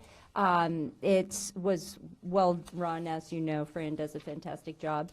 It will take you some time to look through that. If you have any questions, you can refer your questions to me and Dr. Colella. We're happy to speak with you about how the board works and how we came to this budget this year. I do just have to name that Michelle Lipinski, who's been the principal director at the Recovery High, she actually announced her retirement date will be a year out because they're moving the Recovery High. They're renaming it and moving it to the Cumming Center, which is really exciting. And so she'll be there for that transition, but she'll be retiring. Yeah. So we're very sad to see her go. Oh, yeah. So here are some district highlights. This amazing group is called Friends of Our Community Club at Lynn English High School. And I want to say recently, but we've been holding off. We haven't done highlights in a bit. So recently decorated pots and plants to be distributed to Gliss Senior Housing. So I want to thank them for their philanthropy and their willingness to give back to our community. This next group, again, is one of our superstar principals. And she is pictured here with her family, in particular, her talented daughter, who is both an LPS student and local artist. And her artwork was displayed at the recent City of Lynn art show. And I want to thank Dr. Kablansky and her entire team of teachers who were able to give our students a real-life experience of showing their artwork in a gallery. It's really an amazing experience each year. We want to also congratulate Lynn English teacher, Monica Minoka. She recently earned the Outstanding Woman of the Year Award from the Massachusetts State's Auditor's Office. Quite an achievement. And many of us here in this room were able to come together for Student Government Day, and it is such a positive community experience and such a source of pride. Being in that room personally and seeing some of the kids who started first grade, and now we're standing there as young adults, learning firsthand from our local government. So that was a great day. And another great day that happened recently was Girls Inc. held their 38th annual luncheon. And we were fortunate enough to have a guest speaker, Lynn Classical High School alumni graduate, Haja Ba, and who recognized the strength and leadership of some really remarkable young women in our community. And so we are proud to recognize our outstanding Girl Hero Scholarship recipients, Adriana Suarez from Lynn English High School, and our very own Amelia Stank from Lynn Classical High School. So congratulations. You certainly make us proud. Look at the recipients. Ready. And please meet Miss Elizabeth Gardner. She is a first-year second grade teacher at Sewell Anderson. She has already proven to be a strong educator who holds high expectations for her students. She is a wonderful addition to the Sewell Anderson community, and we wanted to recognize her. Pictured above, again, we have a lot of these, so I'm going to go quick. Pictured above are our amazing culinary teachers here at Market Street, Lee Fannin and Aaron Blanchard, who are working with students to create culinary works of art. And as you heard earlier about field trip requests, you often are, we come to you to ask you for your approval. This is a trip that just came back last week. Students from Lynn Classical went to Italy. Thank you for approving that request. Thank you to Mr. Ayers, the Latin teacher, and Miss Ellis, and the students who attended that trip. This past Saturday, our student athletes participated in the New Balance Indoor Marathon Relay. The relay brought together 26 students from across the Boston area, where each participant ran 8 laps, 1 mile, 211 laps total, and representing LPS were Wilmarlyn Fernandez, LVTI, Awan Awan, LVTI, Ian De La Rosa, Lynn English High School, Alejandra Guevara, Lynn English High School, Mariana De Leon, FDCA, and Brandon Sock. Congratulations to those runners. And thank you to Colleen Peterson, the Assistant Director of Physical Education and Health and Athletics. And thank you to the Lynn English High School track coach, Brenda Martin, who gave her time on this Saturday. Do we have time for our video? Yeah, you're going to love it. I promise. I Okay, promise. I hope the This sound is so works. Cool. I It didn't won't te- take a long Oh. time, I promise. Oh. If it works. If not, we're going to send it to you because it is definitely worth seeing. Okay. 2 minutes. Yeah, 2 So minutes. just to preface before I press play, Lynn English High School students, art students, use their creativity and compassion to reach children across the globe through something called the Memory Project. Under the guidance of Kristen Paradise and Martha Brown, both art teachers at high schools, students created heartfelt art portraits and identity artwork for children in Cambodia, sharing connection, dignity, and care through art. Hi everyone, I'm Ben with the Memory Project, and I'm here in Cambodia with all of the artwork you created for the kids. Our mission is to create a kinder world through art, and the kids here all live in a community that truly has been transformed by kindness. Over the years, many children here were not able to attend school because they had to spend their days picking through trash for items to eat or sell. But thanks to one person and then many others who felt they deserved more dignity and opportunities, they now have the chance to go to school and strive for their full potential. So thank you so much for your efforts to capture them as works of art, because you're not only helping to encourage their sense of dignity, but you're showing them that youth around the world are cheering them on. We really appreciate it, and we hope you enjoy this video. We have some very special gifts for you today.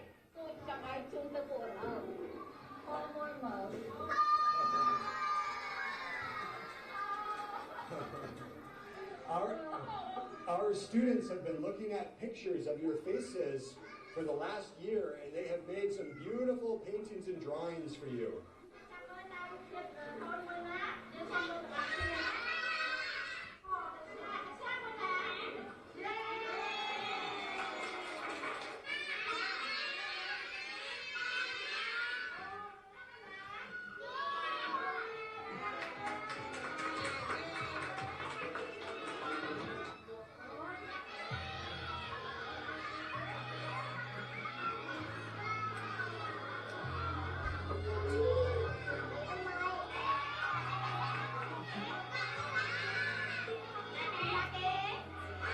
Awesome. That's legit. That's awesome. That's great.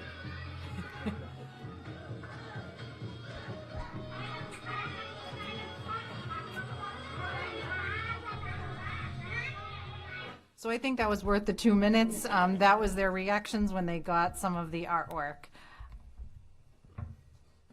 And we just wanted to remind everyone of Civics Day, our 5th annual Civics Day, which is going to be happening in a couple of weeks on Friday, May 15th. Thank you for from Kristen Tobacco for reminding us of this event. I know many of you have already RSVP'd. We're still looking for judges, so if anyone watching out there would like to judge, please fill out that QR code. And last but not least, our Inclusivity Summit. Students present their YPAR, Youth Participatory Action Research Project. This event will be held at Breed, May 26th. And we also have this in the superintendent's highlights as well, or memo as well. You're all invited to attend, and we'll also send you a formal invitation via email. That's all we have. Thank you.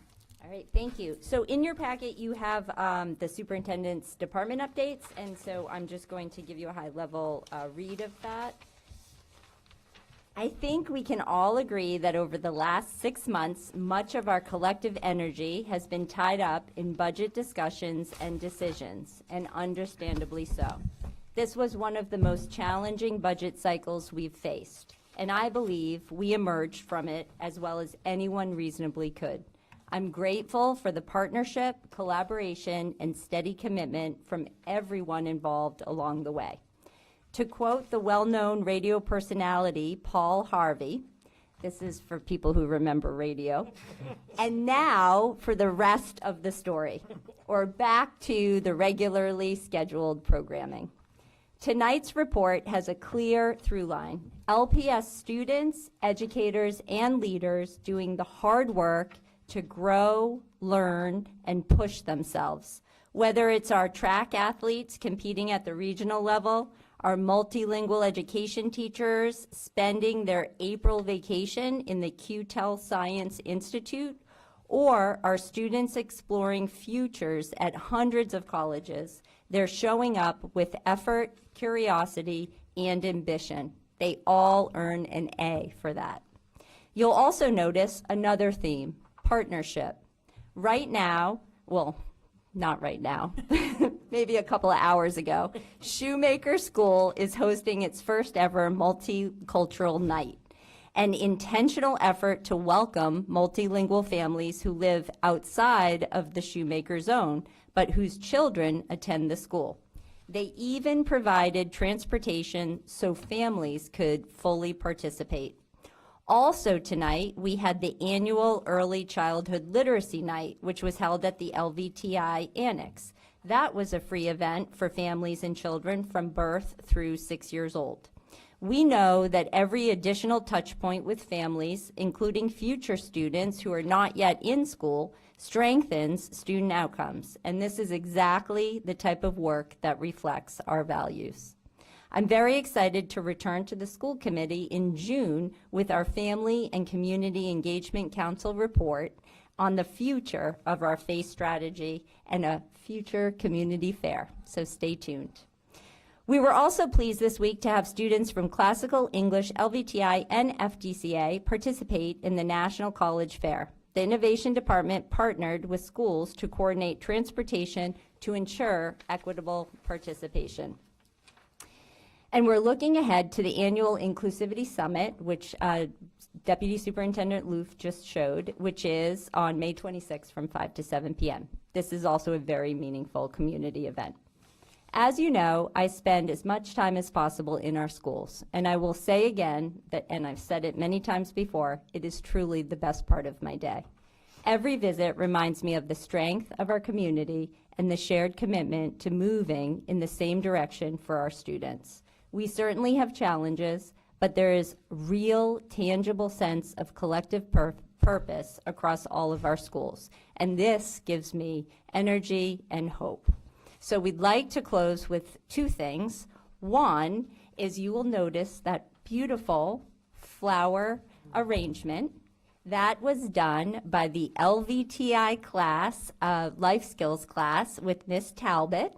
And if you would like a family, with a friend, my goodness, a flower arrangement, it's past my bedtime.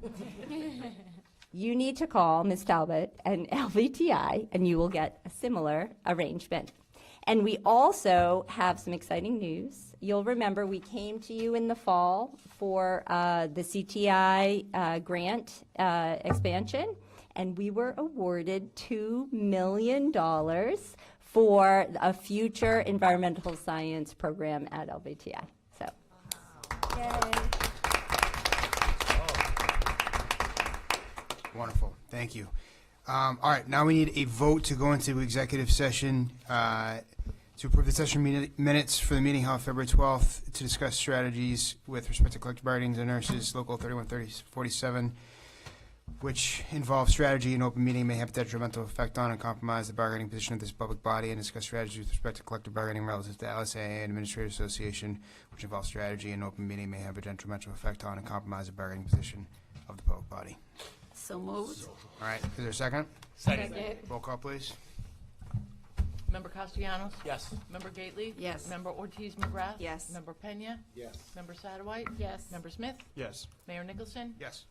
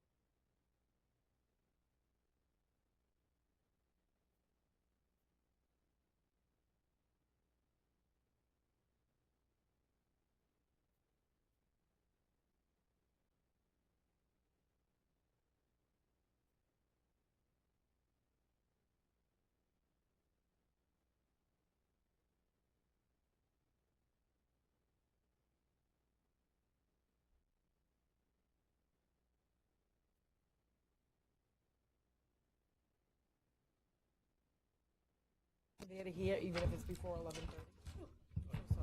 11:30. The portrait. Motion. Yes. Second? Roll call, please. Member Castellanos? Yes. Member Gately? Yes. Member Ortiz McGrath? Yes. Member Pena? Yes. Member Satterwhite? Yes. Member Smith? Yes. Mayor Nicholson?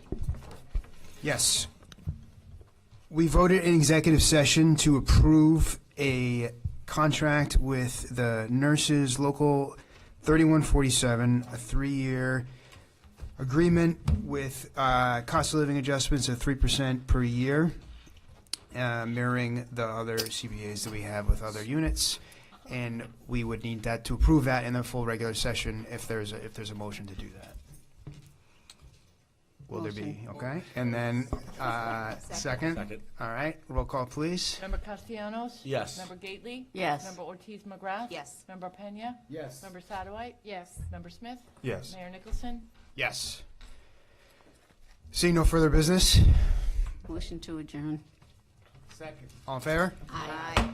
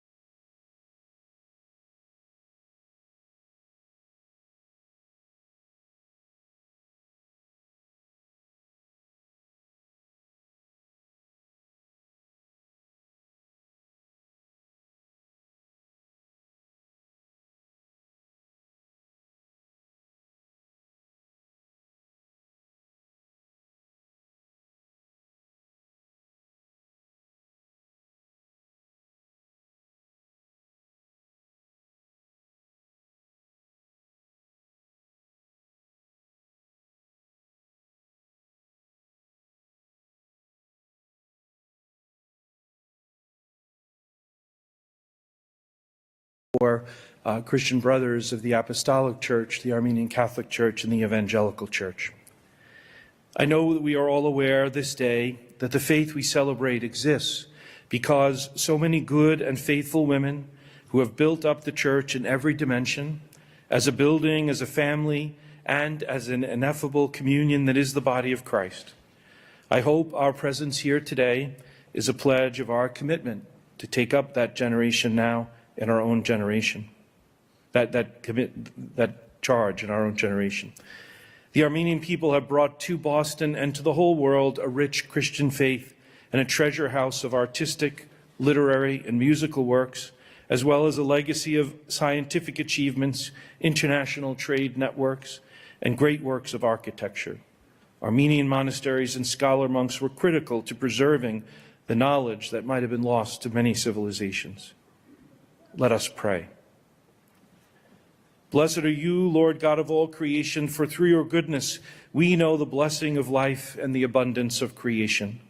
This day we praise and bless you for the gift of the Armenian people, whom you called to give witness to your grace and mercy. As too often the people have suffered the effects of wars of aggression and even a most terrible campaign of genocidal violence.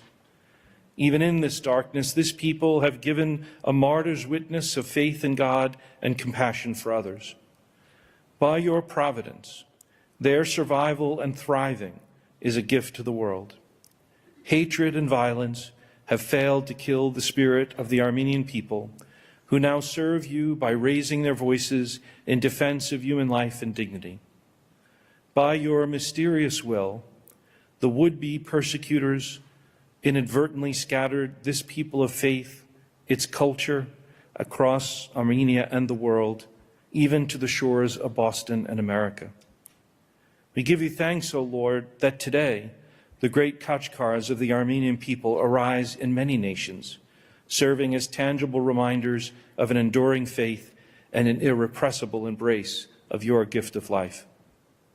We mourn those lost to senseless violence. Lord, we mourn those missing generations even today as people continue to suffer the loss of so many and so much. But even as we mourn, we give you thanks and place our hope in you.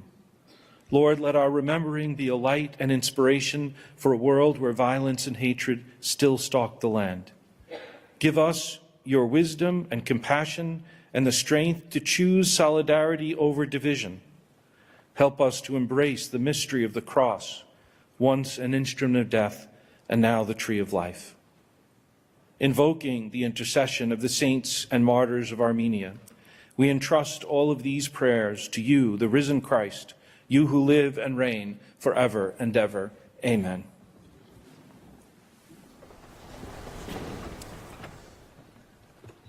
Thank you, Archbishop.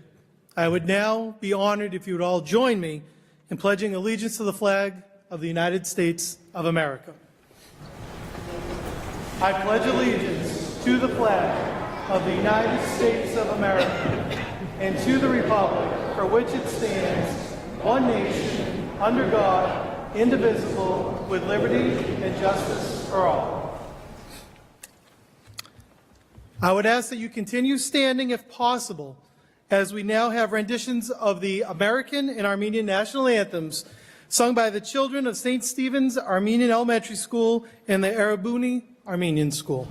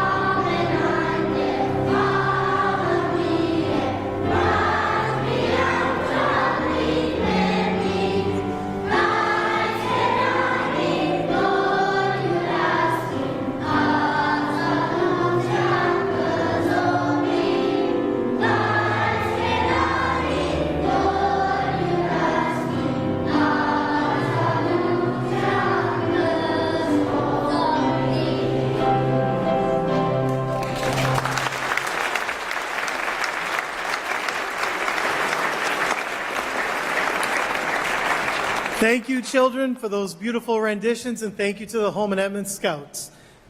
Please be seated.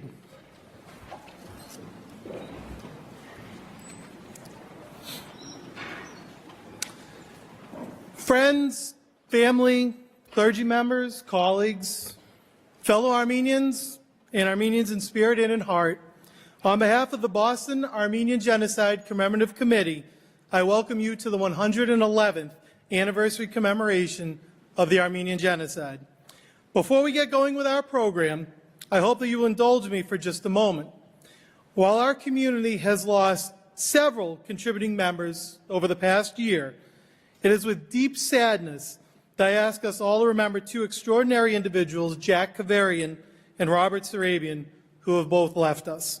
The impact they have made onto our community and the Commonwealth cannot go unnoticed. I hope that you will all join me in a moment of silent reflection in their memory.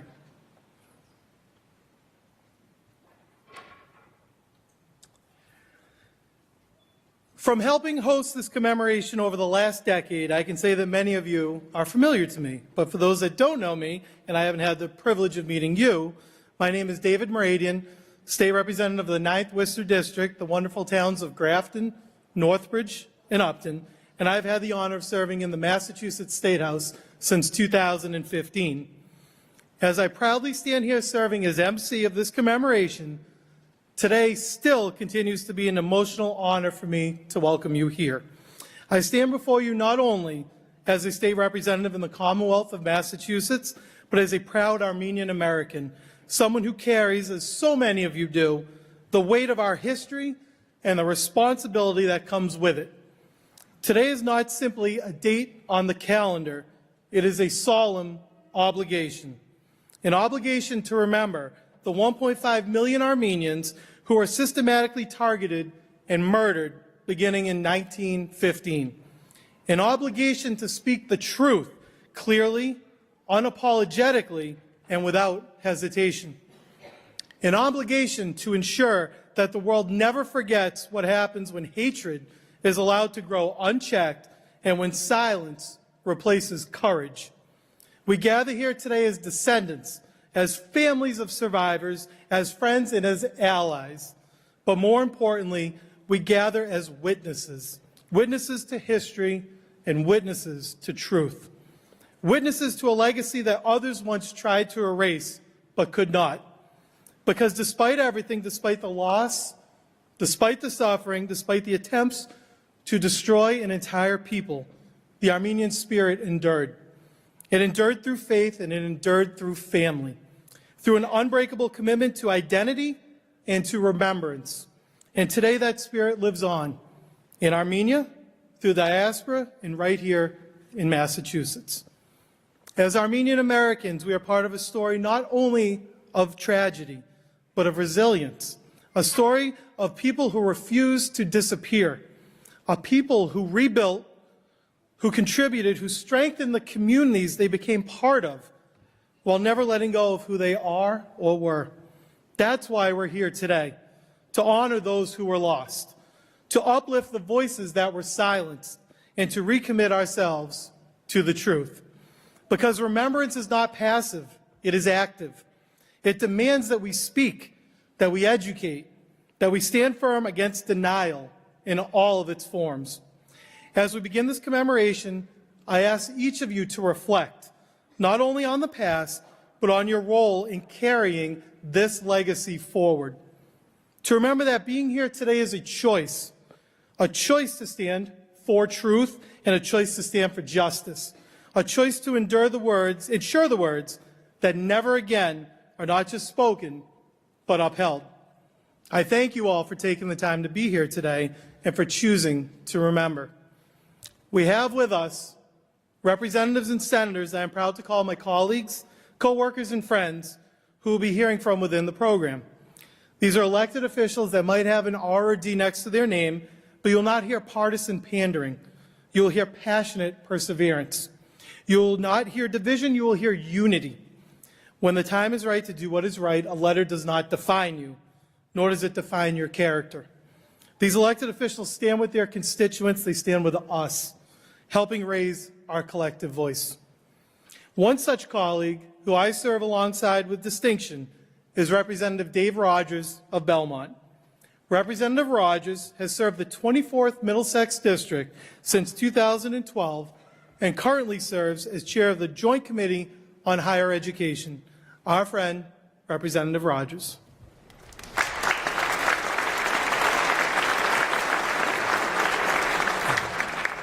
Well, good morning, everyone, and welcome to the State House. It is wonderful to see all of you. I want to thank Representative Moradian for that introduction and his kind words. And the Armenian community could have no greater champion than Representative Moradian. Let's recognize him.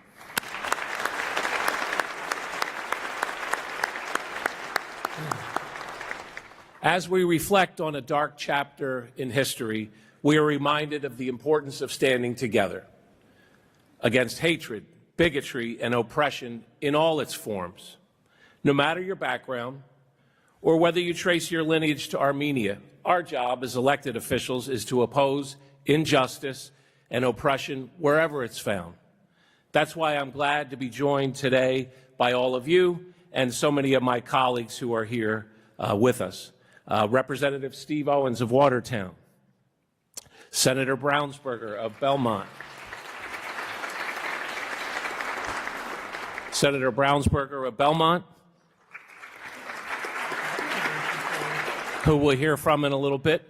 Representative Lipper Garabedian couldn't be here today, but sends her best, and her office helped tremendously in organizing today's event.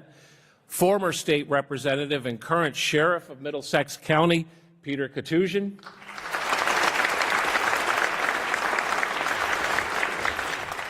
Our state auditor is here, Diana Zaglio.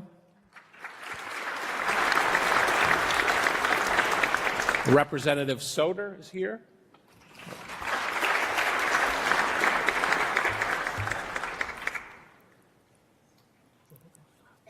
Also, Representative McGonigal is here. Welcome. And I saw Representative Wong here a short while ago. I don't know if he's still here.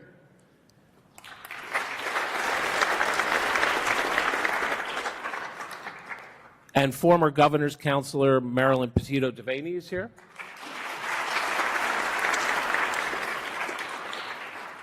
We also have a number of community and advocacy groups joining us today. Didier Moyes, as the president of Belmont Against Racism, is here. Christelle Moyes, a student volunteer for Belmont Against Racism, is here. Courtney Fallon, the Community Engagement and Program Manager of the Jewish Community Relations Council, is here. Matt Taylor, Chair of the Belmont Select Board, I believe, is here.